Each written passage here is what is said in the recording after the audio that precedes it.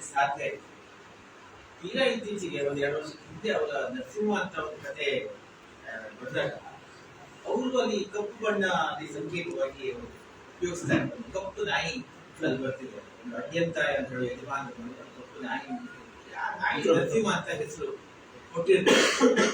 ಆದ್ರೆ ಅವ್ರ ಮನೆ ಕೆಲಸವ ಚನಿಯ ಅಂದ್ರೆ ಮತ್ತೆ ಜೋಗ ನೆನಪಾಗ್ತಾನೆ. ಅವನಿಗೆ ಇದು ಬಹಳ ವಿಚಿತ್ರ ಅನ್ಸುತ್ತೆ. ಆ ನರಸಿಂಹನ ಹೆಸರು ಈ ಕಪ್ಪು ನಾಯಿ ಏನೂ ಮ್ಯಾಚ್ ಆಗುದಿಲ್ಲ ಅಂತ ಅವನು ಭಾವಿಸ್ತಾನೆ. ಕರಿಯ ನೋಡೋದು ಬಹಳ ಚಂದ ಹೆಸರು ಬಿಟ್ಟು ಇವರು ಈ ನರಸಿಂಹನ ಹೆಸರಿಗೆ ಯಾಕೆ ಇಟ್ಕೊಂಡಿದ್ದಾರೆ ಅನ್ನೋದು ಅವನ ಕುತೂಹಲ. ಅವನಿಗೆ ಒಂದು ಆಶ್ಚರ್ಯ, ವಿಚಿತ್ರ ಅವನಿಗೆ.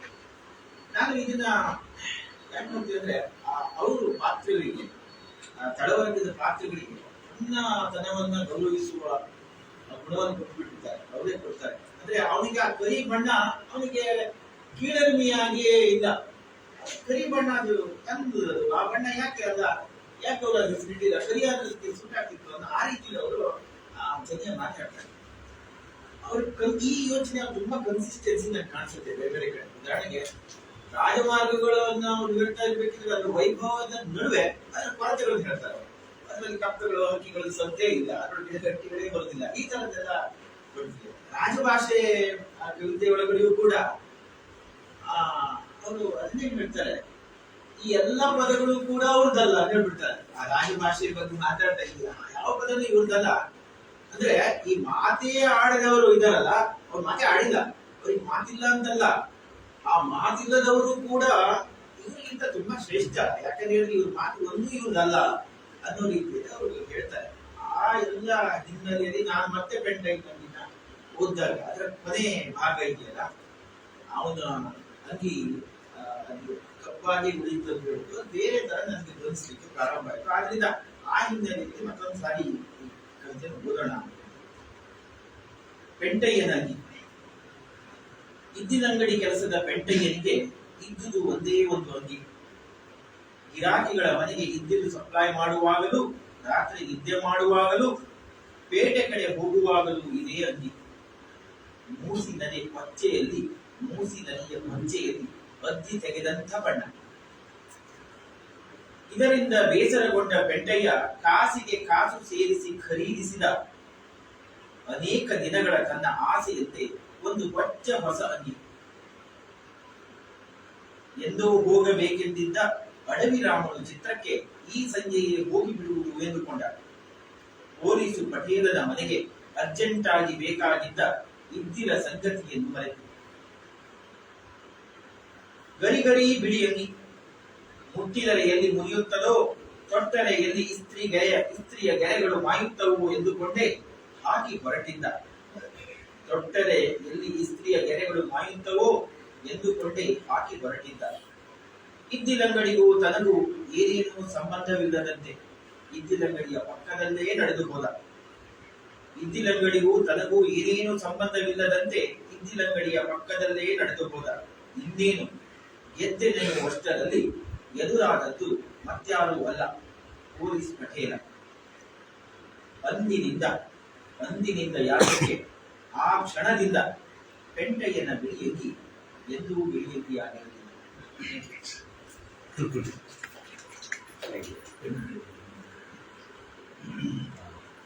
ಇನ್ನೊಂದು ರಾಜಧಾನಿಯ ಭಾಷೆ ಮಾತಾಡಿದ ವಿಕ್ರಮ್ ಮತ್ತೆ ನಮ್ಮ ಬಾಲಣ್ಣ ಸೇರಿ ಅದನ್ನ ಭಾಷಣ.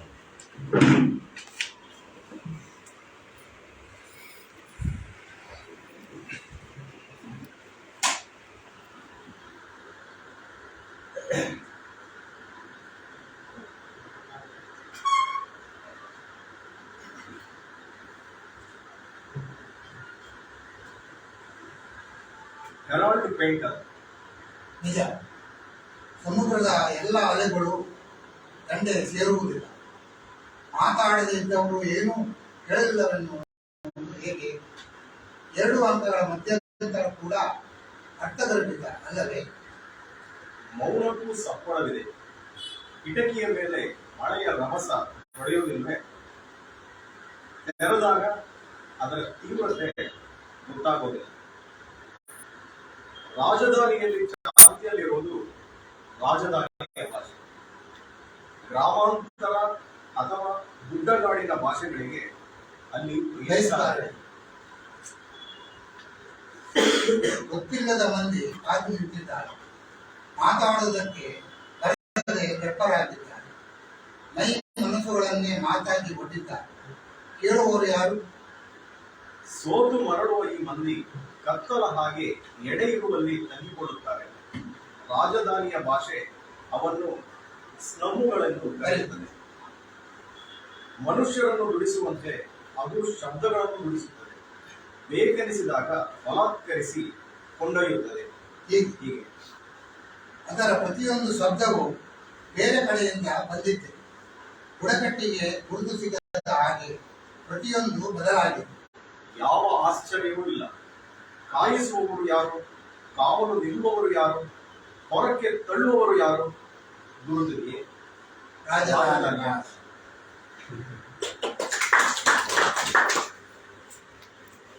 ಬಾಗಿಲ ಒಂದು ಉದಾಹರಣೆ ಓದಿ ನಮ್ಗೆ ಖುಷಿ ಆಯ್ತು. ಸಾಮಾನ್ಯ ಸಮುದಾಯದಲ್ಲಿ ಪರದೆ ಹಿಂದೆ ಒಂದು ಚಳಕೆ ಇರ್ತಿತ್ತು. ಇವತ್ತು ಖುಷಿ ಆಯ್ತು. ಹಿಂದೆ ಬೀದಿನಾಟ ಮಾಡುವಾಗ ನಂತರ ನಾವೆಲ್ಲ ಬಂದ ಮೇಲೆ ಅವರು ಪರದೆ ಹಿಂದೆ ನಮಗೆಲ್ಲ ಶಕ್ತಿ ಕೊಟ್ಟರು, ಪರದೆ ಶ್ರಮ ಮಾಡಿದ್ರು. ಪರದೆ ಮುಂದೆ ಬಂದಿದೆ ಖುಷಿ. ಸಂಧ್ಯಾ ಮೇಡಮ್ ಒಂದು ಸರ್ಕಸ್ ಅಂತ ಒಂದು ಕವಿತೆಯನ್ನ ತಿರುಮಲೇಶ್ವರ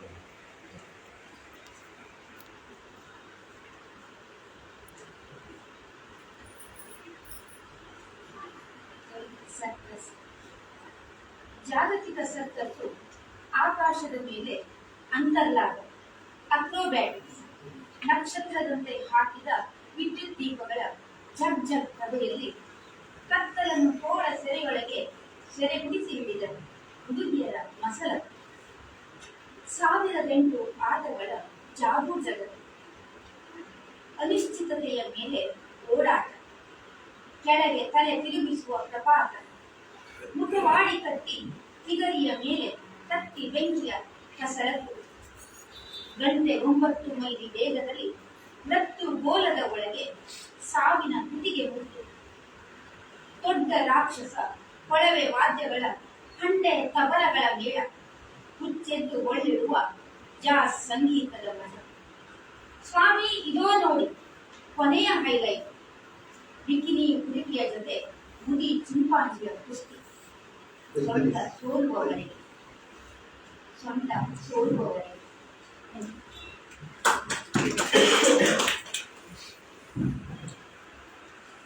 ಇನ್ನೊಂದು ಎರಡು ಕವಿತೆ ಇದೆ.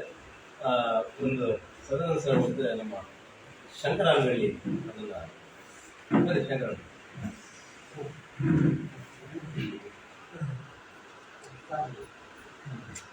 ಮತ್ತೆ ಯಾರಾದ್ರೂ ಓದಿದ್ರು ಓದ್ಬೋದು. ಸತೀಶ್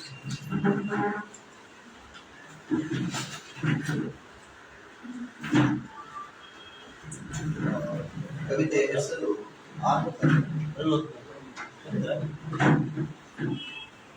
ಕವಿತೆ ಹೆಸರು ಆರ್ತರು. ನಮ್ಮ ಸಂಸ್ಥೆಯ ಪಕ್ಕದ ಕಂಪೌಂಡಿನಲ್ಲಿ ಒಂದು ಬೇವಿನ ಮರ, ಬೇಸಿಗೆಯಲ್ಲಿ ದೊಡ್ಡ ನೆರಳು, ಅದರ ಕೆಳಗೆ ಪೊಲೀಸ್ ಸ್ಟೇಷನ್. ನಮ್ಮ ಕ್ಲಾಸ್ ರೂಮಿಗೆ ಕಾಣಿಸ್ತಿತ್ತು. ಆಗಿಂದಾಗೆ ಅಲ್ಲಿಂದ ಆರ್ತನಾದ, ಫ್ಯಾಕ್ಟರಿ ಸೈರನಿನ ತರ ಮೆಲ್ಲಗೆ ಶುರುವಾಗಿ ತಾರಕಕ್ಕೇರಿ ಆಮೇಲೆ ಒಮ್ಮೆಲೆ ಶಬ್ದ. ಮಂದಿರ ಮತ್ತು ಮಸೀದಿಗಳ ನಗರ ಹೈದರಾಬಾದ್ನಲ್ಲಿ ಸದ್ದುಗಳಿಗೇನು ಕೊರತೆ.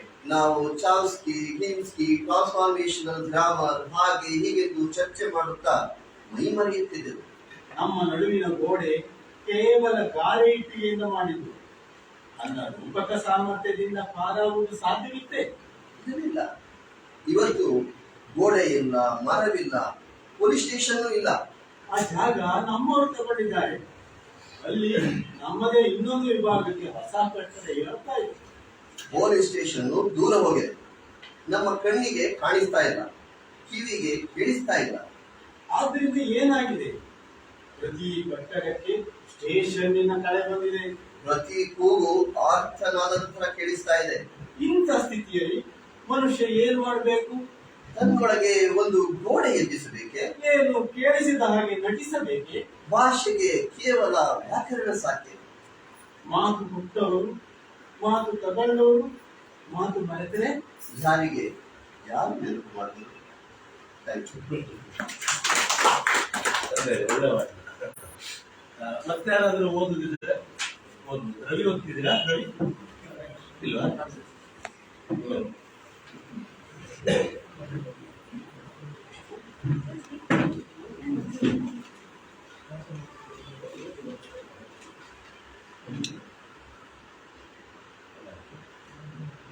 ಬಹುಶಃ ತಿರುಮಲೇಶ್ವರ ಮುಖಾಮುಖಿ ಅವರ ಓದ್ತಿದ್ರೆ ಅವರಿಗೆ ಅನ್ಯಾಯ ಮಾಡಿದ್ರು ಅನಿಸ್ತದೆ. ಕವಿ ಇರ್ಬೇಕಂತ ಮುಖಾಮುಖಿ ಅವರ ಬಹಳ ಪ್ರಸಿದ್ಧವಾದ ಓದ್ತಾ ಇದ್ದೇನೆ. ಪುಷ್ಟವಾದ ಒಂದು ಬೆಕ್ಕು ನನ್ನ ಮನೆಯ ಪಡಸಾಲೆಯಲ್ಲಿ ಬಂದು ನನ್ನ ಕಂಡು ಹಠಾತ್ತನೆ ನಿಂತಿತು. ಅಲ್ಲಿ ಅದು ಬಯಸಿರಲಾರದು ನನ್ನ. ಇಲ್ಲ, ಸೋಮವಾರ ಎಲ್ಲರೂ ಅವರವರ ಕಚೇರಿಗೆ ಹೋಗಿರುವ ಅಪರಾಹ್ನವಂತೂ ಖಂಡಿತ ಇಲ್ಲ. ತುಸು ಕಿರಿಕಿರಿಯಿಂದ ನನ್ನ ನೋಡಿತು. ನಮ್ಮ ಕಣ್ಣುಗಳು ಪರಸ್ಪರ ನಟ್ಟು ಯಾರು ಮೊದಲು ಮುಖ ತಿರುಗಿಸುವುದು ಎಂಬ ಒಂದು ವಿಧ ಅಘೋಷಿತ ಯುದ್ಧದಲ್ಲಿ ಇಬ್ಬರು ತೊಡಗಿದರು. ಒಂದು ಬೆಕ್ಕಿನ ಕಣ್ಣುಗಳು ಇಷ್ಟು ನಿಶ್ಚಲವಾಗಿರುತ್ತವೆ ಎಂದು ನನಗೆ ಗೊತ್ತಿರಲಿಲ್ಲ. ಸಟೆರ ಬಾಲ, ನಿಮಿರಿದ ಕೂದಲು, ಊರಿದ ಕಾಲುಗುರು, ಒಟ್ಟಾರೆ ಹೂಡಿದ ಬಿಲ್ಲಿನಂತಿರುವ ಬೆಕ್ಕು ಆಕ್ರಮಿಸಿದ್ದೀಗ ನನ್ನ ಇಡೀ ದೃಷ್ಟಿ ಪರಿಧಿಯನ್ನು. ದಾರಿ ತಪ್ಪಿದಂತೆ ನಾನು ಚರಿತ್ರಪೂರ್ವ ಭೂಖಂಡಗಳಲ್ಲಿ ಬಿದ್ದಂತೆ ಅಪರಿಚಿತ ಸಮುದ್ರಗಳಲ್ಲಿ. ಆದರೂ ಎವೆಯಿಕ್ಕಿರಲಿಲ್ಲ ನಾನು, ಎವೆಯಿಕ್ಕಿರಲಿಲ್ಲ ಬೆಕ್ಕು. ಮನುಷ್ಯ ಮತ್ತು ಮೃಗಕ್ಕೆ ಮೂಲಭೂತವಾದ ಯಾವುದೋ ಪ್ರತಿ ವಿಶೇಷದಲ್ಲಿ ನಿಂತಿತ್ತು ನನ್ನೆದುರು. ಬೆಕ್ಕಿಗೆ ಬೆಕ್ಕೇ ಛಲವಾಗಿ. ಒಂದು ಬೆಕ್ಕಿನ ಕಣ್ಣುಗಳು ಇಷ್ಟು ಅನಾಥವಾಗಿರುತ್ತದೆ ಎಂದು ನನಗೆ ಗೊತ್ತಿರಲಿಲ್ಲ. ಕೊನೆಗೂ ಸೋತದ್ದು ಮೃಗವೇ ಅಥವಾ ಹಾಗೆಂದುಕೊಂಡುದು ನಾನು.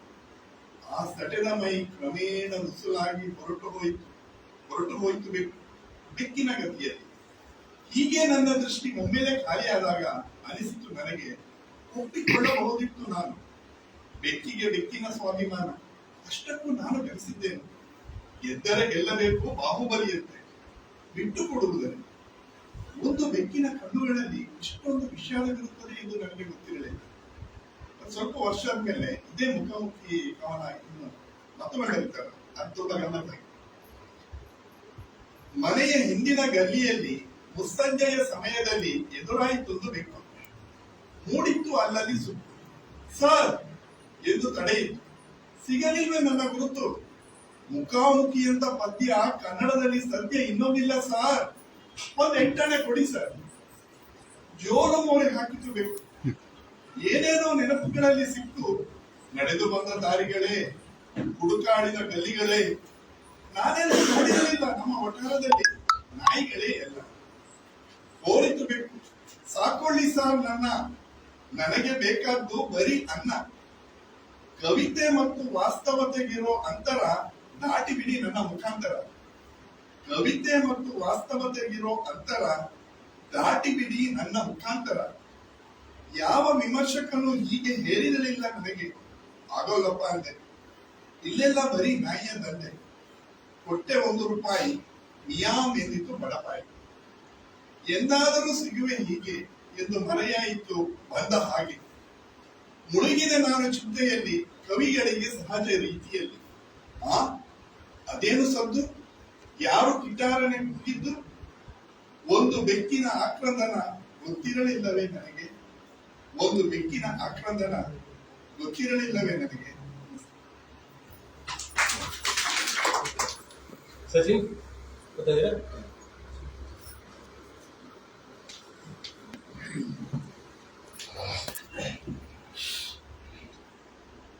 ಕವಿತೆ 100 ಮಂದಿ ಮನುಷ್ಯರು. ಒಮ್ಮೆ 100 ಮಂದಿ ಮನುಷ್ಯರು ಸಿಕ್ಕಿ ಬಿದ್ದರು ಒಂದು ದ್ವೀಪದಲ್ಲಿ. ಒಮ್ಮೆ 100 ಮಂದಿ ಮನುಷ್ಯರು ಸಿಕ್ಕಿ ಬಿದ್ದರು ಒಂದು ದ್ವೀಪದಲ್ಲಿ. ಮೊದಲು ಅವರು ಅಲ್ಲಿನ ಸಸ್ಯಗಳನ್ನು ತಿಂದರು. ನಂತರ ಅಲ್ಲಿನ ಪ್ರಾಣಿಗಳನ್ನು ಮುಗಿಸಿದರು. ನಂತರ ತಮ್ಮಲ್ಲೊಬ್ಬರನ್ನು ವಾರಕ್ಕೊಂದರ ಮುಂದೆ ತಿಂದರು. ಕೊನೆ ಉಳಿದವರು ಒಬ್ಬನೇ ಒಬ್ಬ. ಕೊನೆ ಕುಳಿತವನು ಒಬ್ಬನೇ ಒಬ್ಬ. ಅವನು ಮೊದಲು ತನ್ನ ಪಾದದ ಬೆರಳುಗಳನ್ನು ತಿಂದ, ನಂತರ ಪಾದಗಳನ್ನು ತಿಂದ, ನಂತರ ಕೈ ಬೆರಳುಗಳನ್ನು ತಿಂದ, ಆ ನಂತರ ಕೈಗಳನ್ನೇ ತಿಂದ, ನಂತರ ಕಣ್ಣು, ಕಿವಿ, ಮೂಗುಗಳನ್ನು ಒಂದೊಂದಾಗಿ ತಿಂದ. ಕೊನೆಗೆ ತನ್ನ ತಲೆಯನ್ನೇ ತಿನ್ನತೊಡಗಿದ. ಅರೆ, ಇದು ಹೇಗೆ ಸಾಧ್ಯವೆಂದು ನೀವು ಕೇಳದಿರಿ. ಇಂಥ ಪ್ರಶ್ನೆ ಮೊದಲೇ ಕೇಳಿರುತ್ತಿದ್ದರೆ ಈಗ ಇಂಥ ಪರಿಸ್ಥಿತಿ ಯಾರಿಗೂ ಬರುತ್ತಿರಲಿಲ್ಲ.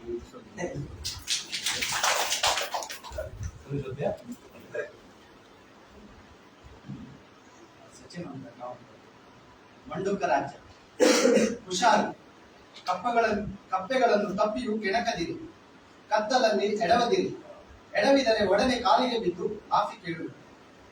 ಬರಲಿದೆ ಮಂಡೂಕಗಳ ರಾಜ್ಯ, ಗುಪ್ತ ಪಡೆಗಳು ತಯಾರಾಗುತ್ತಿವೆ, ಯಾರಿಗೂ ಗೊತ್ತಾಗದಲ್ಲಿ ಕವಾಯತ್ತು ನಡೆಸುತ್ತಿವೆ.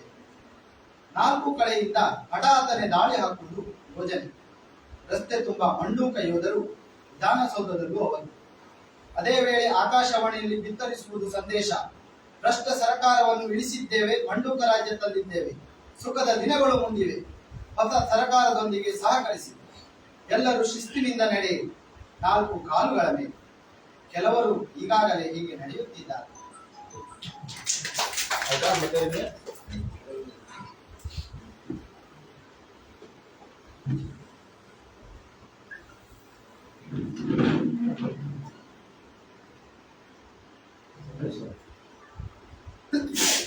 ಕವಿತೆ ಹಾಸಿಗೆ.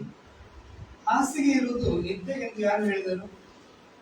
ಅದು ಆನಂದಿಸುವುದು, ತಪ್ಪಿ ಹೊರಳಾಡುವುದಕ್ಕೆ, ಎಲ್ಲ ಮರೆಯುವುದಕ್ಕೆ, ತೆರೆಯುವುದಕ್ಕೆ. ಉದ್ದಕ್ಕೂ ಮೈ ಚಾಚಿ ಹಾವಸೆಯಾಗಿ ನಿನ್ನ ಪರೆಯಾಗಿ ನಾನು ನೆನೆಯುತ್ತೇನೆ. ನಾನು ಇಲ್ಲೇ ಹುಟ್ಟಿದ್ದು, ಸತ್ತದ್ದು ಇಲ್ಲೇ, ಇದರ ಮಧ್ಯೆ ಬದುಕಿದ್ದು ನೀನಲ್ಲೇ. ನನ್ನ ಮೈ ಮೇಲೆ ನೀನು ಮೈ ಚಾಚಿ ಎಳೆ ನಾಗರದಂತೆ ಕುಡಿದಿದ್ದು, ಕಡಿದಿದ್ದು, ಲಿಂಗೈಕ್ಯರಾದದ್ದು ಒಂದು ಕ್ಷಣವಲ್ಲ, ಅದು ಮಾತಿಗೆ ಬರುವುದಿಲ್ಲ.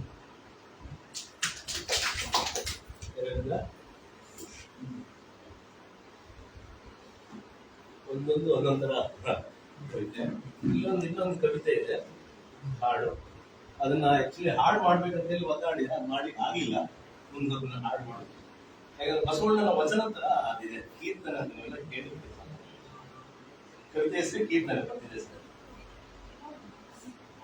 ಎನ್ನ ತಲೆಯನ್ನ ಸೋರೆ ಮಾಡಿ, ಎನ್ನ ನರಗಳ ತಂತಿ ಮಾಡಿ, ನಿನ್ನ ಸ್ವರವನ್ನು ಎನ್ನಿಂದ ಧ್ವನಿಸಿ, ಬೊಂಬೆಯಾಟವಯ್ಯ ಎಂದು ಕುಣಿಸಿ ಮಣಿಸಿ ತಡಿಸಿ, ದಾಸರ ದಾಸ ಚಪ್ರಾಸಿ ಮಾಡ್ಕೋ, ತಲೆ ಮೇಲೆ ಕೂತ್ಕೋ, ಎನ್ನ ನೆತ್ತರು ಕುದಿಸಿ ದಾಮರು ಮಾಡ್ಕೋ, ನಿನ್ನ ರೋಡಿಗೆ ಹಾಕೋ, ಓಡಿಸು ಅದರ ಮೇಲೆ ನಿನ್ನ ಇಂಪಾಲ, ಎಲ್ಲ ಚರ್ಮವ ಚಪ್ಪಲಿ ಮಾಡ್ಕೋ, ಹಾಕಿಕೋ, ತುಳುಕೋ, ಕಂಡವಿದಕೋ, ಮಾಂಸವಿದಕೋ, ಬೇಕಾದ್ರೆ ಬೇಯಿಸ್ಕೋ, ಉಂಡು ತೇಗು, ಒಕ್ಕೋ, ತಗೋ ಎನ್ನ ಮೂಳೆ, ನಿನ್ನ ನಿತ್ರಾಣಕ್ಕೆ ಒಳ್ಳೆಯದು, ಸೂಪ್ ಮಾಡಿ ಕುಡಿ. Thank you.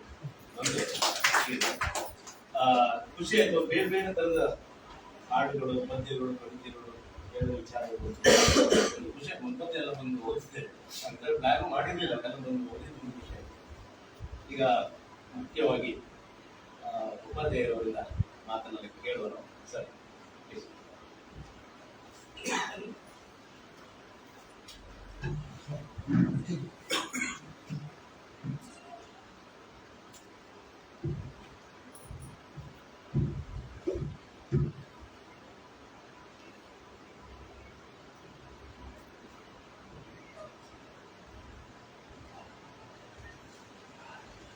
ಬೇರೆಯವರ ಕವನ ವಿಡಿಯೋ ಮಾಡ್ತೇವೆ, ನನ್ನ ವಿಡಿಯೋ ನಾನು ಮಾಡ್ಕೊಳಿಕ್ಕೆ ಆಗುದಿಲ್ಲ.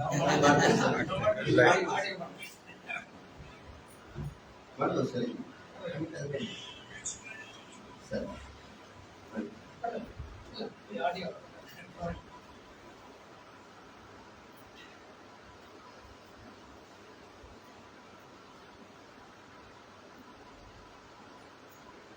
ಕುಂದಾಪುರದ ಕವಯಿತ್ರಿ ವೈದೇಹಿಯವರಿಗೆ ನಾಡಿನ ಬಹಳ ದೊಡ್ಡ ಒಂದು ಪ್ರಶಸ್ತಿ, ನೃಪತುಂಗ ಪ್ರಶಸ್ತಿಯನ್ನು ಕೊಡ್ತಾ ಇದ್ದಾರೆ. ನಿನ್ನೆ ಮಧ್ಯಾಹ್ನದ ಮೇಲೆ ವಿಜಯವಾಣಿಯವರು ಫೋನ್ ಮಾಡಿ ದಿಢೀರ್ ಲೇಖನ ಅವ್ರ ಬಗ್ಗೆ ಬರ್ಕೊಡಿ. ದಿಢೀರಾಗಿ ಬರೆಯೋದು ಕಷ್ಟ. ನಾನು ಎಡಿಟ್ ಮಾಡಿದ ಅವರ ಪುಸ್ತಕದಲ್ಲಿ ಇದ್ದ ಕೆಲವು ವಾಕ್ಯಗಳನ್ನು ಕೂಡಿಸಿ ಕಳಿಸಿಕೊಟ್ಟೆ. ಇವತ್ತಿನ ವಿಜಯವಾಣಿಯಲ್ಲಿ ಆ ಲೇಖನ ಬಂದಿದೆ. ಅದನ್ನು ನೋಡಿ ವೈದೇಹಿಯವರ ಹೆಸರು ಕಾಲಿಟ್ಟು ಇಲ್ಲಿ ಬಂದ ನೋಡಿದೆ. ಮತ್ತೆ ನಾನು ಫೋನ್ ಮಾಡಿದಾಗ ಅವರಿಗೆ ರಿಸೀವ್ ಮಾಡ್ಲಿಕ್ಕೆ ಆಗಲಿಲ್ಲ. ಅವರಿಗೆ ಅಭಿನಂದನೆ ಹೇಳ್ತಾ ತಿರುಮಲೇಶ್ವರ ನೆನಪಿನಲ್ಲಿ ಬಹಳ ಒಳ್ಳೆಯ ಒಂದು ಕಾರ್ಯಕ್ರಮ ಇಲ್ಲಿ ನಡೀತಾ ಇದೆ. ಸಂತೋಷ. ಕಥೆ ಎಲ್ಲ ಕವನಗಳನ್ನು ಓದುವ ಆಸಕ್ತಿ ಇದ್ದವರಿಂದ ಓದಿಸಿ ಅಂತ ನಾನು ಹೇಳಿದೆ. ತುಂಬ ಚೆನ್ನಾಗಿ ಕವನಗಳನ್ನು ವಾಚನ ಮಾಡಿದ್ದಾರೆ. ಅವರಿಗೆ ಅಭಿನಂದನೆಗಳು. ನಾನು ಕೂಡ ಅವರ ಕಾವ್ಯದ ವಿಮರ್ಶೆ ಮಾಡೋದಕ್ಕಿಂತ ಹೆಚ್ಚಾಗಿ ನೀವು ಓದದ ಅಂದರೆ ಅವರ ಇತ್ತೀಚಿನ ಸಂಕಲನಗಳ ಕೆಲವು ಕವನಗಳನ್ನು ಮತ್ತು ಕಾವ್ಯದ ಬಗ್ಗೆ ಅವರ ಕೆಲವು ಮಾತುಗಳನ್ನು ಬರ್ಕೊಂಡು ಬಂದಿದ್ದೇನೆ. ಅದನ್ನು ವಾಚಿಸ್ತೇನೆ ಅಷ್ಟೇ. ಆರಂಭದಲ್ಲಿ ನನ್ನ ಮಾತು ಅವರ ಮಕ್ಕಳಿಗೋಸ್ಕರ ಅವರು ಬರೆದಿರುವ ಈ ಆದಿಕಾವ್ಯದ ಒಂದು ಸಂಪುಟದಲ್ಲಿರುವ ಸ್ವಲ್ಪ ರಾಜಕೀಯ ವಿಡಂಬನೆ ಇರುವ ಒಂದು ತಮಾಷೆಯ ಕವನದಿಂದ ನನ್ನ ಮಾತು ಆರಂಭಿಸ್ತೇನೆ. ಕವನದ ಹೆಸರು ಆಚಾರವಂತರು. ಪುಟ್ಟ ಅಂತ ಅವರ 10 ಕವನ ಸಂಕಲನಗಳಿರುವ ಹುಡುಗ ಪುಟ್ಟ.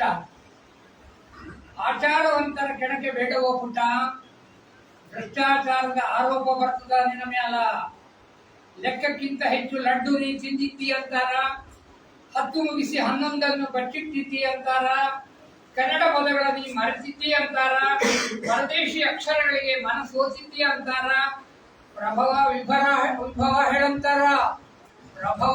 ಹೇಳಂತಾರ, ವಿಷ್ಣು ಸಹಸ್ರನಾಮ ಉರು ಹೊಡೆಸ್ತಾರ, 7 ಅಮಾವಾಸ್ಯೆಯ ನಂತರ ಏನು ಅಮಾವಾಸ್ಯೆ ಅಂತಾರ, ಉತ್ತರಿಸದೇ ಇದ್ರೆ ಸಿಬಿಐಗೆ ಹಿಡಿದು ಒಪ್ಪಿಸ್ತಾರ.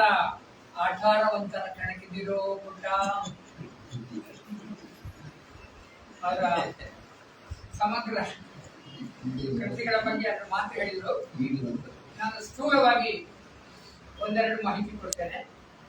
ಅವರ ಕವನ ಸಂಕಲನಗಳು 9. ನಾನು ನಿನ್ನೆ ಅಂದಾಜು ಮಾಡಿದ ಹಾಗೆ ಸುಮಾರು 9 ಸಂಕಲನಗಳಿರುವ ಕವನಗಳ ಸಂಖ್ಯೆ 1200 ಕವನಗಳು ಅವರ ಸಂಕಲನಗಳಿದ್ದಾವೆ. ಕಥಾ ಸಂಕಲನಗಳು 4. ನನಗೆ ಒಂದು ಓದಲಿಕ್ಕೆ ಸಿಕ್ಕಿಲ್ಲ. ಒಂದು ಕತೆ ನಾನು ಇತ್ತೀಚೆಗೆ ಹುಡುಕಿ ಓದಿದ್ದು ಎಸ್ ದಿವಾಕರ್ ಅವರು ಸಂಪಾದನೆ ಮಾಡಿದ ಶತಮಾನದ ಕಥೆಗಳಲ್ಲಿ ಕಳಲೆ ಮಠದ ಶ್ರೀಗಳು ಒಂದು ಕಥೆ ಹುಡುಕಿ ಓದಬೇಕು. ಅದ್ಭುತವಾದ ಒಂದು ಕಥೆ. ಈಗಿನ ರಾಜಕೀಯ ಪರಿಸ್ಥಿತಿಯಲ್ಲಿ ಆ ಕಥೆಯನ್ನು ಸಿನಿಮಾ ಮಾಡುವ ಧೈರ್ಯ ಯಾರಿಗೂ ಬರ್ಲಿಕ್ಕಿಲ್ಲ. ಅಂತ ಒಂದು ಕಥೆ ಕಳಲೆ ಮಠದ ಶ್ರೀಗಳು. ಇನ್ನು 3 ಕಾದಂಬರಿ ಬರ್ತಾರೆ. ಗದ್ಯ ವಿಮರ್ಶೆಗಳ ಸಂಕಲನ 13, 7 ಭಾಷಾಂತರ ಕೃತಿಗಳು, ನಾಟಕಗಳು 2. ಈ ನಾಟಕಗಳ ಬಗ್ಗೆ ಒಂದು ಮಾತು ಹೇಳಬೇಕು. ಅವರು ಕೆಲವು ವರ್ಷ ಹಿಂದೆ ಅವರು ಒಂದು ಇಂಟರ್ನೆಟ್ ಪತ್ರಿಕೆಗೆ ಒಂದು ಲೇಖನ ಬರೆದು ನನಗೆ ಬಹಳ ಬೇಸರ ಆಗ್ತಾ ಇದೆ, ಹೈದರಾಬಾದಲ್ಲಿ ಕೂತ್ಕೊಂಡು ನಾನು 2 ನಾಟಕ ಬರ್ತೇನೆ, ಕನ್ನಡದಲ್ಲಿ ಒಂದು ಸಾಲಿನ ವಿಮರ್ಶೆ ಕೂಡ ಬರಲಿಲ್ಲ. ಒಬ್ಬ ಲೇಖಕನಿಗೆ ನಾನು ಬರ್ತದ್ರ ಬಗ್ಗೆ ಏನೂ ಪ್ರತಿಕ್ರಿಯೆ ಇಲ್ಲ ಅಂದ್ರೆ ಎಷ್ಟು ಬೇಸರ ಆಗ್ತದೆ ಅಂತ ನಾನು ಟ್ರೈ ಮಾಡಿದ್ವಿ. ಇವತ್ತಿಗೂ ನನಗೆ ಅವರ ಕಾಲಿಗುರ ನಾಟಕ ಅದು ಸಿಗಲೇ ಇಲ್ಲ. ಬೆಂಗಳೂರಿಗೆ ಫೋನ್ ಮಾಡಿದಿಲ್ಲ. ಅದು ಏನಂದ್ರೆ ಕೆಲವರು ಪಬ್ಲಿಷ್ ಮಾಡಿ ಸರ್ಕಾರದ ಡಿಪಾರ್ಟ್ಮೆಂಟ್ ಮಾಡಿಬಿಡುತ್ತಾರೆ. ಆಮೇಲೆ ಸಿಗುವುದೇ ಇಲ್ಲ ಅಂತ ರಿಪ್ರಿಂಟ್ ಆಗುದಿಲ್ಲ. ಇನ್ನೊಂದು ಬಹಳ ಮುಖ್ಯವಾದ ಭಾಷಾಂತರ ಜೆರಾಲ್ಡ್ ನೆರ್ವಾಲ್ ಎಂಬ ಒಬ್ಬ ಫ್ರೆಂಚ್ ಲೇಖಕ ಪೂರ್ವದ ದೇಶಗಳಿಗೆ ಪ್ರವಾಸ ಮಾಡಿ ಕರೆದ ಒಂದು ಕಾದಂಬರಿ ಪೂರ್ವಯಾನ. ಇನ್ನೊಂದು ಬರ್ನಾರ್ಡ್ ಹಾರ್ಟ್ ಎಂಬವನ ಒಂದು ಜಗತ್ ಪ್ರಸಿದ್ಧ ಪುಸ್ತಕ ಬುದ್ಧಿ ಭ್ರಮಣೆ ಮನೋವೈಜ್ಞಾನಿಕ ನೆಲೆಯಲ್ಲಿ ಇದ್ದ. ಇದ್ಯಾವುದು ನನಗೆ ಓದಲಿಕ್ಕೆ ಸಿಕ್ಕಿಲ್ಲ. ಇನ್ನೊಂದು ಬಹಳ ಬೇಸರದ ವಿಷಯ, ಇತ್ತೀಚೆಗೆ ಅವರ ಕೃತಿಗಳ ಬಗ್ಗೆ ನಮ್ಮ ಸಂಸ್ಥೆಗಳು ತಾಳಿರುವ ನಿರ್ಲಕ್ಷ್ಯದ ಬಗ್ಗೆ ಅನಿಸಿತ್ತು. ಅಂದ್ರೆ ಈಗ ಒಂದು ವಾರದ ಕೆಳಗೆ 2018ರಲ್ಲಿ ಅವರು ತಾರಕೇಶ್ವರ್ ಎಂಬವರಿಗೆ ಕೊಟ್ಟ ಒಂದು ಇಂಟರ್ವ್ಯೂ ಯೂಟ್ಯೂಬ್ನಲ್ಲಿ ಪ್ರಕಟ ಆಯಿತು. ಆ ಇಂಟರ್ವ್ಯೂನ ಕೊನೆಯಲ್ಲಿ ಅವ್ರು ಹೇಳ್ತಾರೆ, ಹೆಗ್ಗೋಡಿನ ಕೇಳಿ ಅಕ್ಷರ ಕೇಳಿದ್ದಕ್ಕೆ ನಾನು ಶೇಕ್ಸ್ಪಿಯರ್ನ ಒಂದು ನಾಟಕ ವಿದೇಶಿಯಲ್ಲಿ ಕೂತ್ಕೊಂಡು ಅನುವಾದ ಮಾಡಿದೆ. ಆಮೇಲೆ ಪುರುಸೊತ್ತಿತ್ತು, ಆಸಕ್ತಿ ಹುಟ್ಟಿತು. ಶೇಕ್ಸ್ಪಿಯರ್ನ 14 ನಾಟಕ ನಾನು ಅನುವಾದ ಮಾಡಿದ್ದೇನೆ. ಯಾರು ಪ್ರಕಟಿಸ್ತಾರ ಗೊತ್ತಿಲ್ಲ, ಎಲ್ಲ ನನ್ನ ಕಂಪ್ಯೂಟರ್ ಅಲ್ಲಿ ಇದೆ ಅಂತ. ಅಂತ ದೊಡ್ಡ ಒಬ್ಬ ವಿದ್ವಾಂಸ ಶೇಕ್ಸ್ಪಿಯರ್ ಅಂತ ಒಬ್ಬ ಮಹಾಲೇಖಕನ 14 ನಾಟಕಗಳ ಅನುವಾದ ಮಾಡಿದ್ದಾರೆ. ಅದನ್ನು ಪ್ರಕಟಿಸುವ ಆಸಕ್ತಿ ನಮ್ಮ ವಿಶ್ವವಿದ್ಯಾಲಯಗಳಿಗೋ ಸರ್ಕಾರಿ ಸಂಸ್ಥೆಗಳಿಗೋ, ಎಷ್ಟೆಷ್ಟು ಸಂಸ್ಥೆಗಳಿದ್ದಾವೆ ನಮ್ಮಲ್ಲಿ, ಯಾರಿಗೂ ಆಸಕ್ತಿ ಇಲ್ಲ ಅಂತ ಹೇಳಿದ್ರೆ ಬಹಳ ಬೇಸರದ ಸ್ಥಿತಿ. ಮುಂದೆ ನನ್ನ ಮಾತನ್ನು 3 ಭಾಗ ಮಾಡ್ಕೊಳ್ತೇನೆ. ಒಂದರಲ್ಲಿ ಕವನದ ಬಗ್ಗೆ ಅವರ ಬೇರೆ ಬೇರೆ ಲೇಖನಗಳಲ್ಲಿರುವ ಕೆಲವು ಅವರ ಚಿಂತನೆಯ ಕೊಟೇಶನ್ಗಳು. ಮುಂದಿನ ಭಾಗದಲ್ಲಿ ಕೇಂದ್ರ ಸಾಹಿತ್ಯ ಅಕಾಡೆಮಿ ಪ್ರಶಸ್ತಿ ಪಡೆದ ಅವರ ಅಕ್ಷಯ ಕಾವ್ಯದ ಕಿರುಗವನಗಳಲ್ಲಿ ಕೆಲವನ್ನು, ಹಾಗೆ ಇನ್ನೊಂದು ಅವರ ಬಹಳ ದೊಡ್ಡ ಸಂಕಲನ ಅರಬ್ಬಿ ಎಂಬ ಸಂಕಲನದ ಕೆಲವು ಸಾಲುಗಳನ್ನು. ಕೊನೆಯದಾಗಿ ಇದು ನನಗೆ ಬಹಳ ಮುಖ್ಯ, ಇಲ್ಲಿ ಅಧ್ಯಾಪಕರು ಇರುವುದರಿಂದ ಮಕ್ಕಳಿಗೋಸ್ಕರ ಅವರು ಬರೆದ ಆದಿಕಾವ್ಯದ 10 ಸಂಪುಟಗಳಲ್ಲಿ ನಾನು ಆಯ್ಕೆ ಮಾಡಿದ ಒಂದು 4-5 ಕವನ ಮತ್ತೆ ಕೆಲವು ಕವನದ ಸಾಲುಗಳನ್ನು ಓದಿ ಹೇಳ್ತೀನಿ. ಮೊದಲು ಕವಿ ಸಮಯ.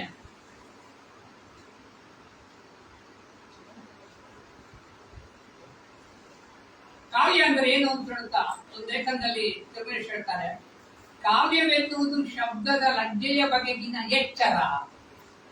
ಕಾವ್ಯವೆನ್ನುವುದು ಶಬ್ದದ ಲಜ್ಜೆಯ ಬಗೆಗಿನ ಅಲ್ಲವನ ಶಬ್ದದ ಲಜ್ಜೆಯ ನೋಡ ಅಂತ ವಚನ ನೆನಪಾಗ್ತದೆ. ಹಾಗೆ ಇನ್ನೊಂದು ಕಡೆ ತನ್ನ ಕಾವ್ಯದ